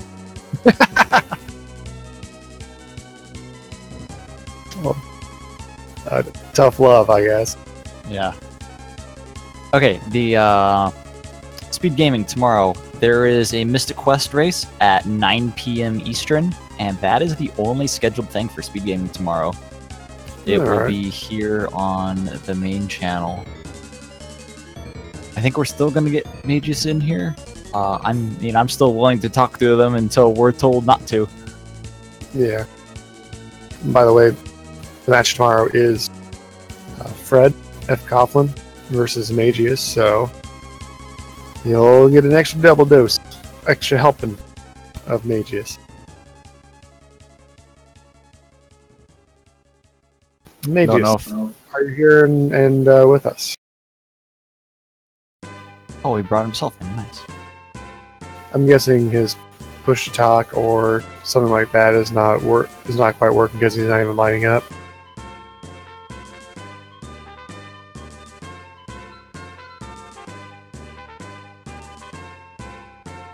Well, what we can do in the meantime is we can just have Marsh act like he's Mageius, and we just interview Marsh instead. That'll totally work. Totally. So Marshius, how's your run? I quit. You quit what? Marcius. What the? Marshy. Yeah, we're treating you as if because Mageius's mic isn't working, so I'm just gonna assume that you're Mageius. You're just gonna stand in for him. So you quit your run. Why'd you quit your run? Now I see what was wrong. I had it set on push to talk. There you Can go. you hear me now? There we go. Yes, we can hear you. Good. Sorry about that. That's all right. So you got a PB. How do you feel about that? Considering it's over an hour off of my PB, from a 331 to what, a 244? I'll Yep. take it. 47-minute time improvement is okay, I guess. Yeah, I wanted to try, the one strat, because I've been practicing and testing, a few things, and it's just like, do I really want to actually remember that, or just try it without the guide? And it's like, screw it. I've been practicing this just to see if it's a possibility. And just like, screw it, I'll just show it off. It didn't seem like you had any sort of like pause, so you knew exactly what you were doing. So it definitely worked out what you were trying to do. Yeah, it's the biggest problem right now is getting down the menuing. I mean, I guess if I could master exactly knowing when I'm going to lose all my spells, it would probably cut a bunch of the time off. And it seems like, it's a possibility. I mean, heck, I checked every now and then. I was just like, okay, I put it in position tower. Fighting position. I just entered the tower. It works, and it's actually a consistent strat, at least for, getting a consistent safety down. So, what does doing that route give you, in your opinion? Like, what are the benefits of doing it, do you think? Essentially, it allows me to get the Cupid's Locket early, along with the Mega Grenades early, so I can basically consolidate all of Firebird in one trip. How you'd have to go back and pick up, after the Cupid's Locket, you have to immediately pick up the Mega Grenades. In this instance, unless I want to deal with, Tristan. Sorry, not Tristan 2. Ruben 1. It allows you to basically cut through all that and just hit it in one go, and then you never have to look back, because you can even skip the first Windia, entry. If you notice, I just went straight to Mount Gales, because I already had done everything. I did notice that, yeah. That definitely helps there, I suppose. It's, as I said, I'm still working on seeing about trying to get the menu down, but it's just like, I could do that with only a loss of maybe about a minute. I guess if I can get down all the other stuff, it's worth it for a race strat. And it's a decent, strat on that one. Yeah, we were kind of hoping when you had the Mega Grenades early that it could maybe possibly kill the two slime groups in the tree, but it didn't seem like it really did much to those. It actually can. The thing is you want to basically set Kaylee 2 to defend. Because then basically they'll focus all their attacks at it and try to life steal her, or life leech her. Rather than just taking the 2 rounds normally, you have a better chance of actually getting a 1-rounder off of them if they actually try to damage her that way. Oh, I see. That's what you were trying. I see. Okay. Yeah. I didn't think about that part. Yeah, it's if you basically shove all that and they try to drain her because of the drain, resist and then losing damage from it. It essentially does allow you to have a possibility of a 1-rounder on those. And kind of the way I've been approaching that was I was just taking the Dragon Claw and like attacking one and then having Kaylee attack the other. And Dragon Claw can proc, and then it kind of feels like that the bomb defend maybe a little more consistently getting that 1-round fight. Yeah, and that was something I was trying to do, because I was still working on trying to improve my time. I'm not, nowhere near, challenging for a, sub 2 yet, so I figured, okay, let's first get a decent consistent time, so I can cut down to, like, say, 2:30, then start, working on, okay, getting the RNG, eliminated that way. And it felt like it's something, that should work, so, yeah. Well, it was definitely nice to see a fresh take on things, I think. Yeah, I mean, I've been trying to do that, in my spare time when I can, just because, well, I'm hoping to try to crack the tower, at least for some of us. I mean, I have determined at least one thing earlier tonight, and that's basically the RNG for it.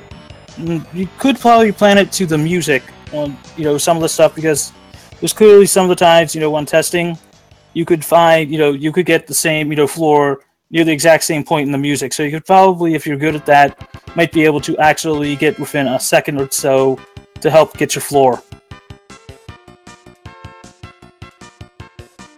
Because I know I'm not the only one that wants to get rid of that tower problem. Yeah.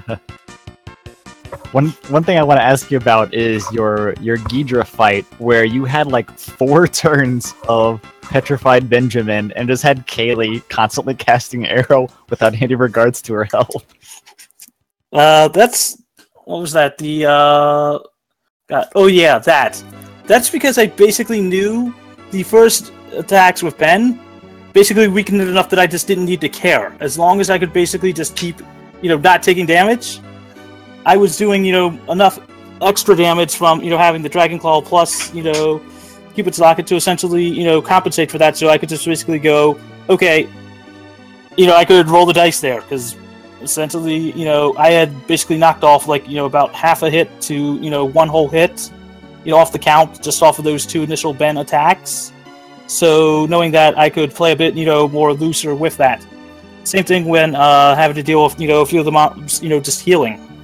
Because they'll heal, each other first, and that means Ben could just basically just keep going because he'll eventually deal more damage than they can heal. Sure. The thing I was kind of alluding to was that since Kaylee isn't immune to petrify, he could just kill you at any point because Ben was, still stoned too. Yeah, I know, but it was also the fact of there was like only 1 or 2 hits left, and I knew basically, I could take the round and try to heal and, have to take the time, or I could just go for it. Mind you, nearly killing, Zoo with just Ben alone was kind of scary. I mean, they missed Doom Dance like twice, and it was like, I'm down to like almost the final phase, and it's like, okay, yeah, now, no. I mean, I was shocked I got a floor 6. It's like, mind you, in every race I've had, except for one, that's been a floor 6. Yeah, both of you guys got floor 6, and earlier the other race that I commentated, both of them got a floor 2. So no in betweens. What about you? What about your match, if I may ask? He snuck away. That's all right. Go ahead. Yeah. Oh yeah, so our match, Silver snuck away. Yeah. I was catching part of it, while testing, the last part, of the tower. It was pretty good, man. I gotta say, playing a match and commentating a match, it's wiped me out. Yeah. There's been a lot of Mystic Quest today. Yes, are you ready for tomorrow with your is it final group match? Final of our group match. Yeah. Are you going to be changing your route or strategy at all for that? I'll probably be, instead of showing off, that thing, I'll just probably go back to the normal one, but show off floor 1. Because, it's the whole fact of, I wanted to show this off because I've been trying to, mess around with some of the stuff because, well, no one's really been doing it. I mean, heck, I figured out a way to actually get Mega Grenades before even getting Jumbo Bombs. It was kind of amusing, just for fun. What happens when you go to the Jumbo Bomb get area when you have Mega Grenades already? Or did you try that? I did. What happens is essentially the Jumbo Bombs will replace the Mega Grenades on your, on your external, screen. They will still appear, below, above Mega Grenades, and as soon as you change your weapon, it'll go back to Mega Grenades. Oh, that's nice. What's really funny, though, is that you can actually throw a Mega Grenade and then jump over the cutscene trigger and skip Jumbo Bombs that way. Yeah, but I guess so. But then you can't complete Ice Pyramid because you need an exact spot that you can actually hit the floor tile. Oh, yeah, you're right. Can you throw a grenade there, or does it even work? You can. It's one space over. It's like it will go by it by a space. Oh, so it doesn't even land. Oh no, that's awful. Yeah. It's like I've been trying to mess around with some of the stuff. I mean, you can technically even get through to Pazuzu's tower just by actually setting up to go to the to Windia, dropping off the Thunder Rock, then going back around and actually just walking outside of the point, the entrance that would take you to the tower, and skip the whole cutscene, to get the Dragon Claw. The problem is, as soon as you walk back in, it triggers the Reuben cutscene to essentially, open up the water. But yeah, there's some fun, amusing things I've discovered on this one. It's good that someone's going through and doing all this testing just try to make sure you write it down so it doesn't get lost somewhere. Go read the actual Discord's, theory creation and general thing. I've literally posted several notes on there. All right. But it's been fun. What's your next time goal? You said 2:30, right? Yeah, probably gonna try for at least a 2:20. Hopefully, I can get that tomorrow. Yeah, as long as you keep improving with, especially in kind of having a sense of where to go. I noticed a couple of times you kind of got lost a little bit. Just the more you play, you kind of get used to that. So as long as you improve that, you'll definitely improve. Yeah, I mean, first time without the guy, tonight, had it up, but just never looked at it. Just, it's like, wait, was it this way or this way? It's just like process of elimination on some of it. I guess you have time to do it. But, all right. Kind of wanted to show off at least some of the crazy, strats that that basically, you rarely see, but it's possible to do. All right. Well, I can't really think of much else I want to ask about, and it's getting kind of late for me. I need my beauty sleep. Mikan, do you have anything you want to ask? I think I'm just about out here. It's been a very mystic day. It has been a very mystic day. I'm mysticked out. I know I am, because I basically spent at least 2 hours prior to the race actually just testing the tower. Alright. Well, I'm going to quest myself off to bed. Mikan, would you give off the information I normally have you give off at the end of the stream? Oh boy. As long as do you have anything else that you want to throw in, Mageius, before we sign off? Sorry about that. More along the lines of, I'll probably be checking out the VOD just to hear you guys' reaction on my routing. Oh yeah, we were convinced that you were making goofs, but eventually we figured out that it was on purpose. Yeah, when did you guys figure that one out? I remained confident that you had a plan. Not necessarily that it was going to work out, but I knew that you had a plan. Hey, I left it in the actual race channel that if I do show this off, you'll notice me actually pick up the extra chests. Mm-hmm. And you can see where, I actually figured where, I could get them on route to actually do that, to actually regain my inventory. But It all worked out. Yeah. I know I'm tired out too, so I guess I'll say goodnight to everybody right now. And, go watch the VOD of this. Sounds good. All right.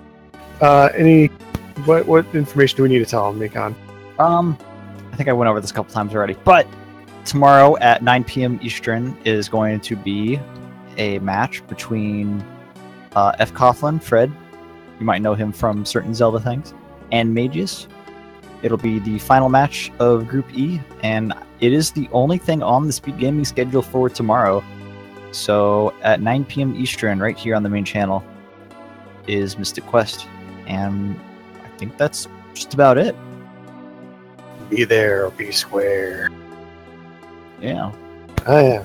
It's been a mystic day, but it's kind of a mini mystic day tomorrow. Yep. Mystic day tomorrow, or mystic evening or night tomorrow, and then mystic afternoon on Friday. Oh yeah, there's gonna be a lot of people trying to get their games in, because group stages are finishing up. It was gonna be this week, but got extended to next week. So there's gonna be a lot of games coming up in the near future. Yeah, I know. At least in my group, Jigheart basically just got their internet whole thing set up. So this is the first week they've been able to do it. So I'll be racing Jigheart on Friday. Sounds good. We'll be there. Indubitably. All right, well, you guys have yourselves a good night. I think I'm going to finish zoning out and then probably pass out, preferably in my bed instead of my chair. All right. I'm going to say good night too. See you guys later. Later, taters. Good night, everyone.